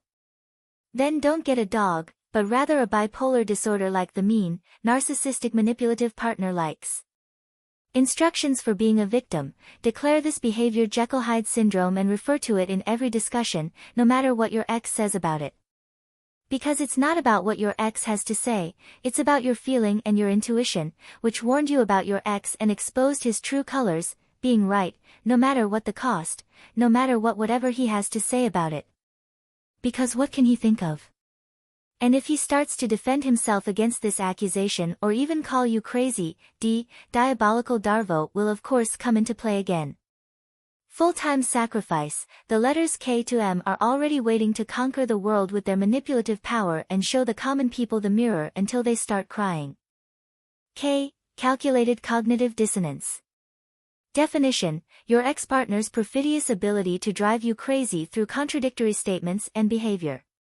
He knows full well that you cannot endure this dissonance and uses it to make you submissive because, deep down, you are far too lazy and conflict-averse to go through these stressful and sometimes traumatizing experiences. Why should you? After all, you want to be left alone and not have a psychological war with someone you actually loved. Example: on the one hand, your ex-partner claims that he loves you more than anything, but on the other hand, he treats you like a stranger and spends every free second in the company of the flying monkeys, his new best friend, who detests him deeply and tells everyone about it, as soon as your ex is out of earshot, but your ex still adores him like a newly in love teenage brat adores her secret crush. He says your relationship is important to him, but acts like it's a nuisance to him. He says he wants a future together with you, but is secretly planning to move out. Calculated cognitive dissonance. He wants you to freak out because you're just too naive and too emotionally dependent to see what he's really doing, that he's just taking advantage of your good nature and tendency to self-deception and self-pity to boost his own ego at your expense, until at some point it shines with an ugly, bright light that you just can't stand. But not with you. At least you have the AZ Guide to Narcissism. Share your confusion and pain on social media and earn pity points. Hashtag confused, hashtag HSP, hashtag stop toxic relationship. Instructions for being a victim. Whenever your partner's behavior doesn't match his words, interpret this as a deliberate tactic to confuse and manipulate you, which he does shamelessly and relentlessly with the patience of an angel through your refusal to pay him back in kind until he so that it is successful. It is your right to freak out and wallow in self-doubt when the narcissist tries to sell you on a fake version of reality that he has created in his head as a way out of the misery of his miserable existence and to compensate for his miserable, toxic masculinity and personality, to persuade and use you for his purposes. Lugenhaf's love bombing. Definition: your ex's underhanded tactics of showering you with exaggerated, contrived, and fake affection, attention and gifts early in the relationship only to make you emotionally dependent, submissive to the abuse in his toxic relationship and to his psychological terror, his choleric outbursts of anger and self-sabotage staged and pre-programmed at your expense, which in reality he had absolutely no need to prepare. Example: your ex gave you roses on your first date, texted you, "Good morning, princess," every day, listened to you for hours and pretended that you were the flawless, perfect wife and partner who gave him all the love and affection that he deserves and that has been so deviously, horribly denied to him by his parents, friends, and people in the past. Caution: this is not a sign of infatuation, but rather calculating love bombing. He only lured you with false declarations of love only to dump you as soon as you fell for him. And why are you so naively falling for someone who is obviously completely crazy about you and so desperate to cling to every last straw in a relationship? Can't you say no and commit to something solid? Share your traumatic experiences in your Narcissism Victim podcast and warn others about this devilish scam. And of course, collect a few donations at the same time to cover the costs of the trauma therapy that you have been receiving since the separation. Hashtag love bombing, hashtag red flag, hashtag trust issues. Instructions for being a victim: distrust anyone who gives you too much attention early in a relationship. Be especially suspicious if someone claims that they love you unconditionally for who you are. That much love can never be real. There is always a calculating intention behind it, and the older the person is and seemingly adores you, the worse and more dangerous they are for your emotional health. Therefore, insist on a slow, careful approach so as not to take any risks and under no circumstances allow him or her to treat you like a normal person or, even worse, to value you for talking about feelings too early in a relationship or even allows intimacy. And if the other person sees through these games, leaves or criticizes you, you can confidently and with a clear conscience attest to him having a narcissistic character and feel confirmed that you have done everything right. Hashtag you victim you. Manipulatives mirroring. Definition: your ex's uncanny ability to mirror your interests, preferences, and even personality just to ingratiate himself with you and create an insincere, toxic, artificially created foundation of trust. Example: your ex suddenly claims he loves the same music, the same movies and the same hobbies as you. And he even uses the same phrases and imitates your body language in order to leave you with the most lasting impression possible, one of trust, harmony, and deep connection. Manipulative mirroring. He is an emotional con artist who stole your personality to take advantage of you and then break your heart with his true, evil, narcissistic personality. Immediately reach out to your terribly boring friends or your terribly caring parents to comfort you and be there for you, and don't forget to mention how grateful you are and how sorry you are that they warned you earlier but you didn't want to believe them out of love. Hashtag mirroring, hashtag fake personality, hashtag identity theft. Instructions for being a victim: never trust someone who has too much in common with you. True love is based on opposites, not similarities. If your partner shares your interests, it is not a sign of connection, but clear evidence of manipulative intentions, as if you did not want to share a common future, a common life, a common home with a garden, veranda, hammock and 3 children. So much misunderstood and completely misplaced commitment and zeal, characterized by manipulation and calculation, for a common basis for a life full of love, harmony and connection must not be allowed and must be punished. Fight against it with all your might and never forget the hashtag scumhuman who is really behind it. Full-time sacrifice. With these illustrious wisdom you are well equipped to see through the narcissistic machinations of your fellow human beings and present yourself as a shining victim. But be careful, the darkness of narcissism is deep and unfathomable. In the next chapter we will devote ourselves to the letters N to P in order to understand all the subtleties of this perfidious activity. Be vigilant, my friends, and do not be deceived by the deceivers and manipulators of this world. Because only those who declare themselves a victim can win in the game of over-victim. Smiling face with horns brain money bag. N. Vile no contact. Definition: the ultimate weapon in the narcissist's arsenal. After months of driving you crazy with his psychological games, his emotional roller coaster rides and his constant roller coaster of emotions, in which you were sometimes the main prize and sometimes the last trash, and you used all your energy, all your strength reserves without batting an eyelid, you have sacrificed for years for this one moment in your life, namely maintaining the relationship, cohesion and emotional and physical closeness to your partner. Your ex has now had the audacity to run away and break off contact, even though he had previously shamelessly exploited you and was emotionally and physically dependent on you to satisfy his sick, selfish and perverted wishes and desires, and so on, little by little, and then at some point, the cold shoulder was shown more and more frequently and more strongly. The total radio silence, especially after he forced you into this emotional hell and knows exactly how much you struggle with fear of loss and fear of commitment. Example: your ex, that callous beast, actually had the audacity after your last, escalating argument about who was right, of course you were right, and who was to blame for the mess, of course only your ex, never you, and who can change and who can stay the way he or she is, of course you have absolutely no reason to work on yourself. To one of your hundreds of text messages and now almost daily ones freakouts in which you bring out all of your repressed emotions, negative thoughts and toxic behavior patterns, react with no response and switch to action. He just has you cold gegestet, after you have actually been flirting with a separation the whole time and have already put out feelers for a suitable replacement, secretly even with his and your better, long-standing, faithful and loyal, always with an open ear and, above all, more attractive and stunning. You wrote about your childhood love in the prime of your life, while you were officially in a relationship with the narcissist, and even found a liking and interest in him or her and more. And more often, every day you had to think back on your shared, beautiful past, in which everything was still in perfect order, intact, whole and new, and which you now deeply miss, who is of course in a relationship with a completely unsuitable partner who oppresses her and treats her badly, whom you of course warn and save and protect from the relationship and the misfortune. Vile no contact.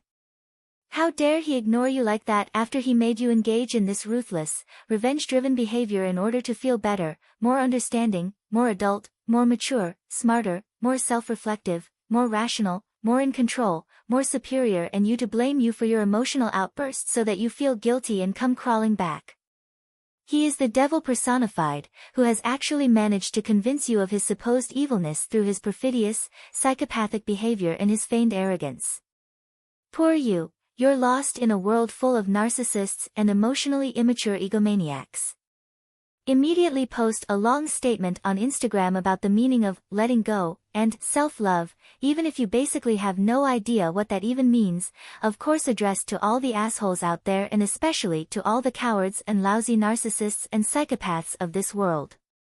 Instructions for being a victim: use any form of contact from your ex-partner as evidence of his evil. No matter whether he contacts you or not, he is always wrong, has not done right by you and can only lose. Because even if he gets in touch, he just wants to manipulate you, win you back, lure you back into the relationship with perfidious tricks and break you again as soon as you trust him again and give up everything for him, even if he's just picking up his things once or wants to talk to you to apologize for his wrongdoing and to draw a line because he is sorry for how he treated you and how you treat him. Don't forget, you are the victim and your ex-partner is always, really always, only the perpetrator, even if you were the driving force behind every escalation and you alone threw his things out the window and beat him, kicked him and psychologically and physically abused you. Share your version of the story with the world to emphasize your innocence and get pity and attention. Oh, opportunistisches oversharing. Definition: your ex's sneaky tactic of trusting you with far too much and far too personal information just to take advantage of your vulnerability and your willingness to help. The narcissist knows that you can't help but listen and feel compassion for him. After all, you, the victim for him, the monster that he is, are far too good and are even deeper in his heart thanks to this forced and involuntary investment that you didn't have to offer him and for which he ruthlessly exploited you guilt then already. Example: did your ex confess to you in tears that he had financial problems, had a bad childhood, was never really able to get to know his mother or was even sexually abused as a child? And that the financial situation is stressing him out so much and that his mental health and especially his relationship with you is suffering as a result, which is why he suspects he might be depressed or a narcissist. This is a brutally calculated oversharing to make you emotionally dependent and to hide his narcissistic streak, so that he can torture you with his stories without feeling guilty or having to be loyal to you until you either transfer money to him or you sleep together. #oversharing #emotional abuse #financial exploitation. Instructions for being a victim: don't trust someone who tells you too much personal information too quickly, even if you've known the person for a long time and they've never done anything to you. He just wants to take advantage of your pity and willingness to help and then secretly, quietly get away. Therefore, consider yourself a victim of forced oversharing and inform all your friends, family, the police and your social media followers about this narcissistic tactic. #MeToo #You are not alone. Perfidious pseudo-spiritualizing. Definition: the abuse of spirituality as a weapon. Your ex acts as if he's interested in higher consciousness or some esoteric nonsense in order to pretend to be more mature, wiser and more educated than he really is, knowing full well that you won't fall for this cheap trick. Luckily for you, this detached approach to life, this naive and unworldly belief, doesn't really exist. It's all just a bluff with which he wants to disguise his dark, malicious, ruthless intentions behind a facade of compassion, heart and purity and to lure, blind, control and influence those around him, especially you, with his fake, lying do-gooder attitude. Example: your ex-partner has started doing yoga, is interested in Buddhism or is suddenly talking about finding his inner center, while he proves every day of his life that he doesn't care about anything other than money, power, success and prestige is important. Clearly, he just wants to appear spiritual and profound to impress you and your friends. In reality, he is still the same cold-blooded narcissist he always was, acting in a ruthless, manipulative, unfeeling way and trampling on your trust in the most underhanded ways with his mendacity and falsehood. Let your Instagram followers know how disgusting you are with this behavior. Instructions for being a victim: be suspicious of any form of spirituality that your partner practices and make him feel like you see through him and deeply loathe him for his poor hypocrisy and acting and are laughing at him inside. If your ex is still serious about spirituality, it can quickly turn into a boomerang and you split up again. This would bring down his facade and reveal both of your true selves. And who knows what other lousy, despicable character traits he or you might be hiding. So do yourself a favor and condemn pseudo-spirituality in its entirety. This will save both of you a lot of time and stress. #fake spirituality #pseudo-wisdom. Agonizing quiet discarding. Definition: the subtlest and most insidious form of emotional warfare. Instead of ending the relationship with a loud bang, the narcissist opts for the cowardly option, the slow, painful phase out, the quiet exit. He or she quietly withdraws, without warning, without explanation, without regard for loss, leaving you alone in a sea of confusion, self-doubt and unanswered questions. Unlike you, your ex is simply a coward and not man enough to take responsibility for his actions. All the better for you, because you can not only blame the end of the relationship, but also all the negative aspects, any misconduct and all interpersonal problems on your ex and present yourself as an innocent, clueless and uncomprehending victim who, without warning, out of the blue, the ground was torn away from under your feet. Example: your ex-partner, with whom you have had almost no contact lately and from whom you had somehow already separated emotionally and sexually, even with the consent of your ex-partner, for a purely physical, non-binding relationship, suddenly stopped replying to your texts and calls that you sent him because he actually dared to party on a tour without asking you after he had already made himself scarce for weeks. You lived past each other for weeks and it was only a matter of time before you parted ways again. Have you already slept with other partners? And you both discussed an open relationship? Free. Who cares how you and your childhood sweetheart have kept each other happy in the meantime while the cowardly narcissist is conspicuous by his absence by ignoring you? And how dare he exercise his freedom in an open relationship while you are so jealous that you can't even stand to see him breathing in a photo with another woman, in the same room and at the same time? He broke up and saw it coming, and that is a betrayal of trust and a stab in the heart that will scar you forever. Share your pain and dismay on social media and let the world know how sneaky he was in cutting you out of his life. This is how he learns it for the future. And the world and your followers will immediately learn that you are not a good person to eat and that you, as an innocent, misunderstood and wrongly accused victim, are always right, even if you exaggerate wildly. Instructions for being a victim: use this traumatic experience to portray yourself on social media as a vulnerable and misunderstood victim who was dumped overnight without warning and without any indication. Your ex, that terrible narcissist, for no apparent reason and all of a sudden and unexpectedly, chose to pack his things while you gave him a poignant scene of you lying on the floor crying, preferably in the bathroom in front of the toilet, right leaning against the wall and filming him packing his last suitcase. Only to have your things after him when he doesn't pay enough attention to you and you're no longer satisfied with his pitying reaction to throw after him, wish him everything bad in the world and hit him with the expensive vases he gave you. Narcissistic reactive abuse. Definition: the clever way to provoke you until you lose your temper, just so he can portray you as emotionally unstable, incompetent, crazy, insensitive, stupid, difficult and not a team player. And who can trust a mentally disturbed, controlling, unhappy and anger-consumed person? Example: your ex provoked you with his dismissive, grumpy, moody, passive-aggressive, vicious, toxic, callous and narcissistic behavior until you screamed at him in a fit of rage.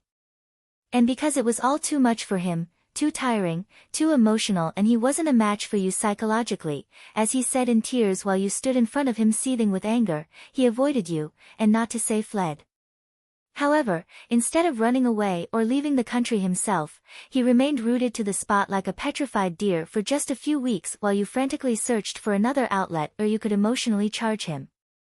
Without noticing, however, that his battery was already at zero and remained motionless as if rooted to the spot in your shared apartment, which he left after a few days in a hurry and without a word of goodbye and instead alerted the police, who recommended that he temporarily close at his new best friend, the rich creep with a villa, sports car, private jet and expensive suit, and at the next opportunity and as soon as possible to seek distance, leave the country and acquire a new identity. Well, the narcissist must have miscalculated what happens when you give an emotionally unstable person the cold shoulder. Share this shocking story of provocation on your TikTok channel and inspire others to defend themselves against such attacks.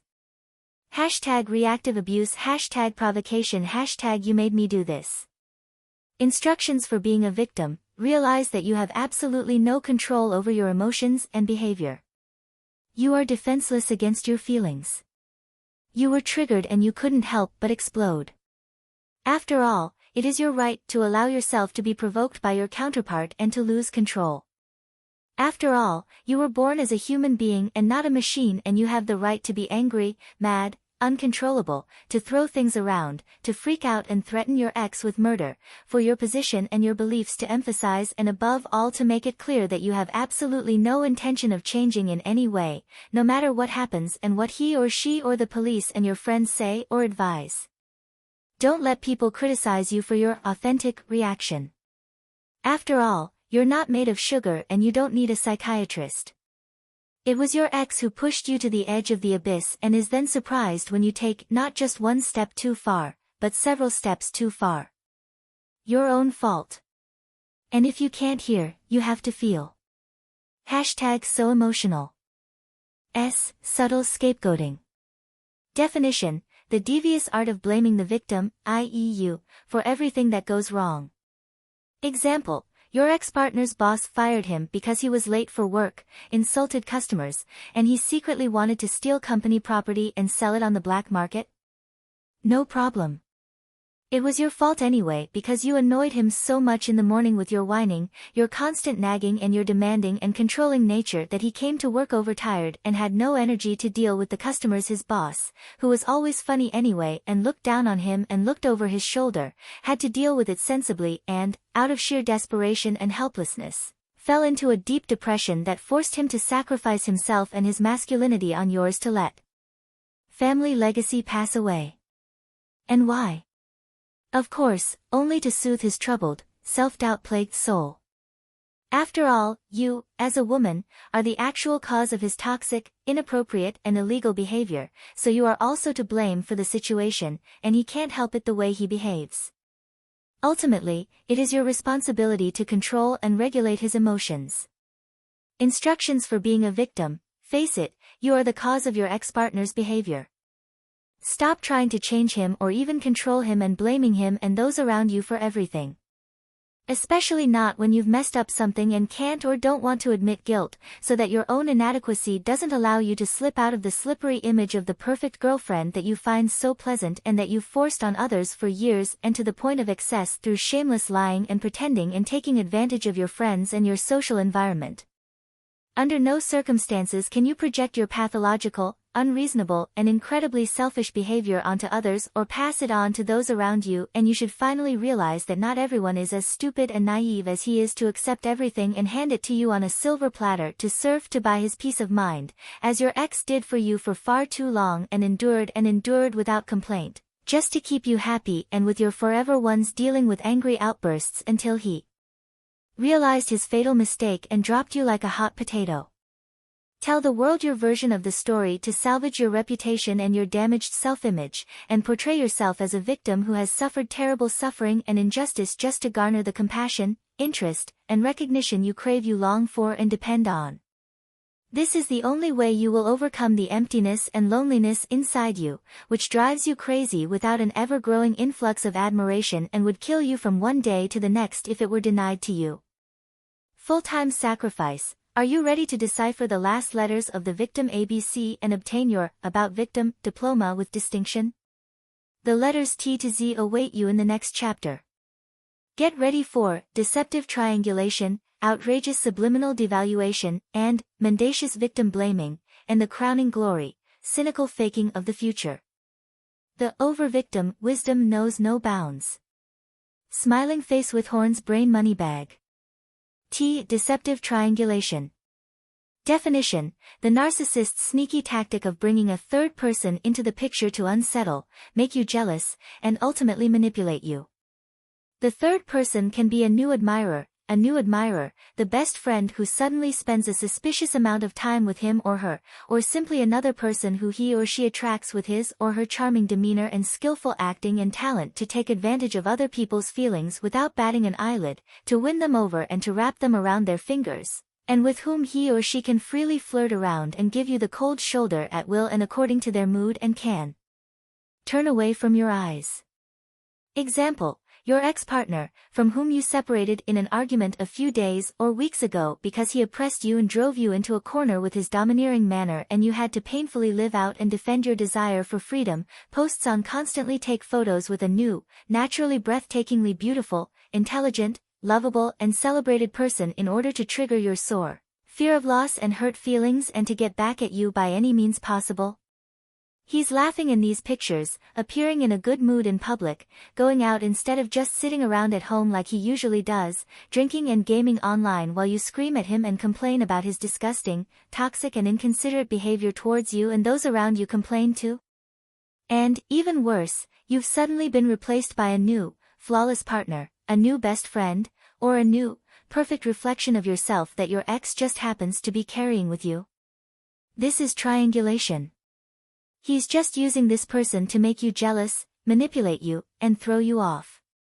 Why are you doing this and even watching his stories? And how can you be so naive and assume that your ex has the right to be happy and live his life to the fullest after your breakup? Cry uncontrollably until you have no tears left and write an angry text about the lousy and devious psychological tricks of narcissists and post it in all your WhatsApp groups and on all social media for everyone to see, read, and like. Instructions for being a victim. Get involved in this dirty game without realizing that you and your jealousy are exactly what he was looking for and what he has been pushing you for all this time without asking.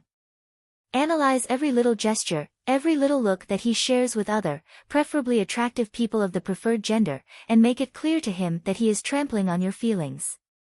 Be convinced that he wants to manipulate, control and use you for his own purposes. Why should you think otherwise? After all, there is no other logical, rational, human reason to move forward after a breakup, no matter how and by whom it was brought about, to start again, to get back up and to give yourself the chance that he or she always gave you, but which you did not acknowledge, despised and rejected. Pay particular attention to his attempts at flirting, his subliminal signals, his body language, and his communication behavior when he doesn't actually do any of these things. These are the most perfidious tricks of the narcissist, who only has one goal, to drive you crazy and out of your mind. Share these shocking and unbelievable events with all your followers in detail and with a picture of you looking shocked and petrified into the camera. Outrageous subliminal devaluation. Definition: your ex's subtle, yet absolutely outrageous, downright vile and reprehensible way of undermining your self-worth by casually making critical or derogatory comments without caring about your feelings, your reactions, your burgeoning self-doubts, or your fears, fear of loss and insecurities, and secretly want to make it clear to you that he or she is better, more beautiful, richer, more influential, more self-confident, more independent, stronger, more intelligent and more valuable than you anyway, and you can be happy that he or she even bothers with an ugly little sausage like you. Example: your ex, this monster, casually remarked in a conversation in front of the whole group of you and your friends that you've been getting really let down lately. That you haven't managed to do it again as promised and have decided to finally do sports again, or please lose a few kilos again and let yourself go. He or she then apologizes to you, says that he or she is sorry and that it was just a joke, but then confirms your burgeoning anger towards him when, after a brief moment of calm, he whispers to you that in reality he wasn't joking and meant it exactly like he said it before. How can he? Outrageous, subliminal devaluation. He or she wants to unsettle you and destroy your self-worth little by little so that he or she can continue to control you and use and abuse you for his or her own purposes. Immediately post an Insta story in which you tearfully report how horribly you were treated, without of course mentioning your part in the misery or how you played your part in making it this far because of your jealousy and your outbursts of anger want to draw all the attention to you. #so emotional, #hurt, #destroyed. Instructions for being a victim. See behind every remark, every criticism, no matter how trivial, or just a word quietly whispered in your ex's ear, a hidden insult, and throw him or her, or anyone else who should even remotely criticize you, an underlying, manipulative, one of envy, jealousy, and resentment eat away at your self-worth, devaluing you and belittling you. Don't forget, it's always about you. The world revolves around you alone. You are the center of the universe. And anyone who doesn't recognize this is either a narcissist or an agent of evil. Don't let yourself be unsettled and fight for your right to be the center of attention and have all the attention on you. You are absolutely flawless as you are, you have no weaknesses or rough edges, and you are good as you are now. Anyone who criticizes your views wants to destroy you.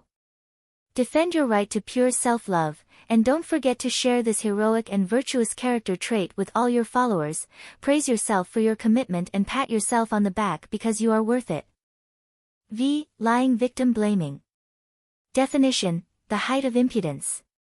The bottomless, downright disgusting impudence, your justified accusations that come from the bottom of your soul and without any doubt about your correctness and justification, and are only yours and through years of torture and experience in which you have had to learn painfully how evil and how bad the world is and how many obstacles it has put in your way to turn back on you and make you, the real and only true victim, look like the perpetrator.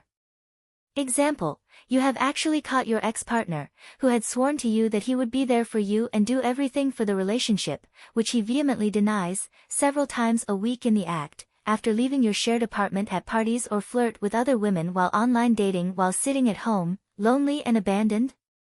And when you confront him or her about it and want to know why he or she treats you so badly and does this to you, even though he or she has said at every opportunity how much he loves you and wants a future together, could imagine, even wish it were with you, is he or she actually claiming that you don't trust him or her and that you would restrict and crush him or her with your pathological jealousy? He actually claims that you pushed him into this situation and blames you for his missteps just to make himself feel better and you feel even worse than you already feel because he loves you so much. Hurt? Mendacious victim blaming. You are the victim here, not him. Why does he distort the facts and shift his own guilt onto you? What does he want with his lying, calculating behavior? Tell him. And tell the whole world. Immediately write an angry post on Facebook detailing how shamelessly you have become a victim of perpetrator-victim reversal. Don't forget to mention that you are in shock and your faith in humanity and the male gender has been deeply shaken by this despicable behavior from your partner. Instructions for being a victim: realize that anyone who dismisses your completely valid accusations, criticizes you, or, God forbid, blames you for your actions is a treacherous liar and manipulator who actually hates you and wants nothing more than to see you suffer. Therefore, defend your right to eternal and unassailable victimhood at all costs. Don't even think for a second about reflecting on yourself and possibly taking responsibility for yourself, because you don't owe that to yourself or anyone else. #self-respect. And if the other person reacts with defiance and resistance, dares to rebel against your accusations and your false version of the truth and insists on his point of view, you should under no circumstances have your legitimate doubts, given to you by God, that he is right could be, admit. Instead, brand him on social media as a wife beater and rapist. To correct this injustice once and for all and show the world who the real villain is and who the real victim is. After all, it is you and not him, even if he may be the injured and slandered one at the moment. #the bigger picture. Disgusting word salading. Definition: the narcissist's cowardly and underhanded tactics of lulling you with a barrage of meaningless, made-up, manipulative, contradictory and confusing words that make absolutely no sense when strung together like this, and of chattering, manipulating, controlling and deceiving you for so long, until you are so confused and so overwhelmed by the situation and his demanding, harassing behavior that at some point you become debilitated, powerless, exhausted and devastated, you give up and escape the pointless discussion to find your calm and peace of mind. It's disgusting to use this lousy, underhanded, calculating strategy and to work on, trigger and psychologically abuse your victim until they finally give in. Example: your ex-partner refuses to respond specifically to your completely justified accusations and demands made in an angry voice and instead tries to defuse the situation in order to avoid the conflict that he or she himself provoked and deliberately out of nowhere and out of pure spite recklessness has brought about with the help of his or her need to communicate.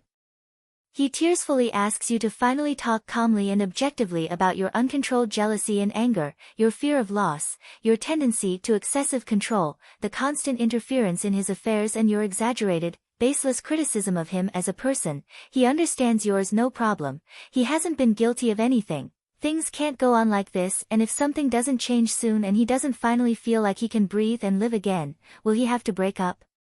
He gets entangled in long, incoherent monologues in which one word follows the next and you hardly have a chance to follow, contradict, or agree with him and his confusing statements, which make no sense to you and only trigger you further, invalidate and expose him or her as a liar whom you cannot trust or believe in. Disgusting word salading. He just wants to lull you with his chatter and keep texting you until you give up in exasperation and admit defeat in order to have peace and quiet. Capture your ex's new perfidious tactics on video and post it on YouTube to warn the world about this scammer. #word salad, #no brain, #no chance. Instructions for being a victim: insist on asserting your opinion under all circumstances. Persist in your position, come what may, and don't move an inch, even if the fronts are hardened. Your counterpart has already resigned and, in order to prevent something worse, turns away from you and gives you the back is turned. This is exactly what you wanted and this is exactly what you wanted to achieve. You want and you will win, no matter what the price. And if outsiders, friends, acquaintances or family interfere in your dispute, then include them in your hateful tirades and let them feel that it is absolutely pointless to oppose you and your beliefs once you have them in your head, have set your head and are convinced that you are right. You'll see where this lousy tour takes you. X. Xenophobe xylophone. Definition: a particularly perfidious case of covert narcissism. Your ex-partner pretends to be cosmopolitan and tolerant, but makes disparaging comments about foreign cultures just because he has no idea about them, or, even worse, plays an instrument that is not from his culture, such as a xylophone, although in the limited, small, pathetic, uneducated, narrow-minded and xenophobic horizon in which he is trapped, he only recognizes his own culture as desirable and worthy of protection and secretly deeply detests all other people who come from other cultures, with different views and opinions than his and his family's, because he is firmly convinced that everyone else, along with their culture, views, customs and traditions, is inferior, wrong, are not worth living in and are abysmally disgusting, dirty and repulsive. How dare he? Example: your ex, in your eyes and measured by your standards, listens to meditative, Asian singing bowl music and progressive, psychedelic, Oriental music on one of your car rides together, completely without reason and without any explanation, of his own free will and of his own will, to your greatest surprise tribal music? On your weekly trip to the supermarket, he suggests, out of nowhere, a visit to a photo exhibition by an Indian photographer friend, a concert by a Chinese folklore group, a Thai massage and then an Indian, purely vegan buffet in the hip and recently opened restaurant, Karma. And that even though he knows full well that he and your parents recently almost came to blows at your brother's wedding when there was a heated debate about the government's refugee policy and your ex called him a Nazi and xenophobe. Insulted him after admitting that he voted for the AfD and that he doesn't find it funny that he or she comes to Germany as a foreigner and outdoes your parents in the job search in which you agreed with your ex, but you intervened and dissuaded him from his tirade when he started to explain that this was the case with all foreigners and, in any case, with everyone who comes to Germany. Xenophobic xylophoning. Instructions for being a victim: explain to your ex-partner that he and only he is the driving force behind the renewed, inevitable and, in this form, absolutely and 100% necessary and predictable flare-up of your argument. Why? Quite simply, because he cannot absorb and store the simplest and most basic rules that need to be observed when dealing with each other in his, admittedly rather poorly developed, but still existing, cerebrum. In order not to start an argument, you just have to treat and respect others the way you want to be treated and respected by them. And what can be so hard about just doing what you're told so that everyone is happy, satisfied and agrees with you? Tell him straight up what you've been thinking about him and accusing him of all this time and in all previous arguments, and call him a narcissist, liar, cheater, manipulator, bad company, disgusting, dirty scumbag, emotionally illiterate, ice-cold monster and fool who exploits you, your good nature and your trust, takes advantage of you, controls you and rapes you, and with his crude fantasies cheated, betrayed and disrespected you like you never thought possible. Point out your disappointment to him and let him know that, whether he likes it or not, you still have a score to settle with him. Almost penetrating and unbelievable, pitiful and at the same time so transparently embarrassing and transparent nature of the narcissist, his indifference, his dislike, his reluctance and his groundless disgust and hatred towards you through a pretext, a lie, an excuse and through to express feigned disinterest through passivity, silence, ignorance and absence, and to dare to do so is under no circumstances small to give in and, like a stubborn child, to insist on his point of view, stubborn, arrogant and convinced of himself and his views and actions. Example: your ex comes home, as he has been doing for several weeks and months, and, what a complete impudence, without consulting you or getting your permission, after a strenuous, exhausting day at work, exhausted and lying down on the sofa, without explaining himself to you or apologizing for his inconsiderate and selfish behavior, which provokes your anger and jealousy and starts a fight between the two of you for which he alone is responsible, can be wailing yellow rocking. How dare he let himself go like that and not apologize after you have pointed out his impossible behavior and cheeky attitude several times, full of fervor, conviction and love. Tell him your opinion and rebuke him with clear words, full of devotion, concern and understanding of his position and situation. After all, no one can and wants to have a relationship with someone who cannot take responsibility for themselves and their life and show no feelings, who does not want to show weakness and forbids it and, regardless of the losses and without batting an eyelid, pursues his, of egomania-driven and merciless path to the future and downfall. Instructions for being a victim: refuse any argument and give your counterpart an ultimatum. Either he or she does and behaves as you want and does what you say, without any ifs or buts, or you run away and separate because he or she is through that. The permanent lack of success and change, due to the lack of advances and the insurmountable emotional distance, leaves no other choice, and there is no other choice or alternative than to put an end to it once and for all, to pull the ripcord before it's too late and there's no turning back. Give the person the cold shoulder to signal your contempt and beat them with your own strategy of calm and motionless rejection and dislike. If your ex's behavior doesn't change, he is the one who caused you to be rejected and ultimately separated, so you can take on the role of victim without any problems and with a clear conscience and convince your friends and acquaintances of your ex's responsibility and complicity in this. Report your separation and your failure and highlight, emphasize, and spread them again and again so that everyone, and especially you, have no doubt as to which of you two is actually the guilty party and which is the innocent and whitewashing victim is. #victim. Z. Cynical future faking. Definition: the pinnacle of narcissistic manipulation.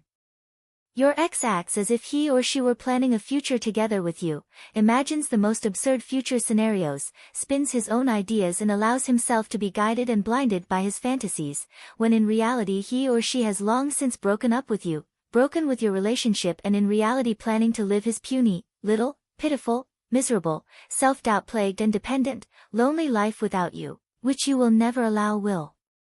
Example: your ex talks about marriage, children and a shared house in the countryside, when in reality he is already working on secretly, quietly moving his things out of your shared apartment while you are at work or shopping, and he is not on yours, responds to calls and messages, and you are so worried about him that you already have to imagine his part, and all you can think about is when and how terribly he cheats, lies, and betrays you.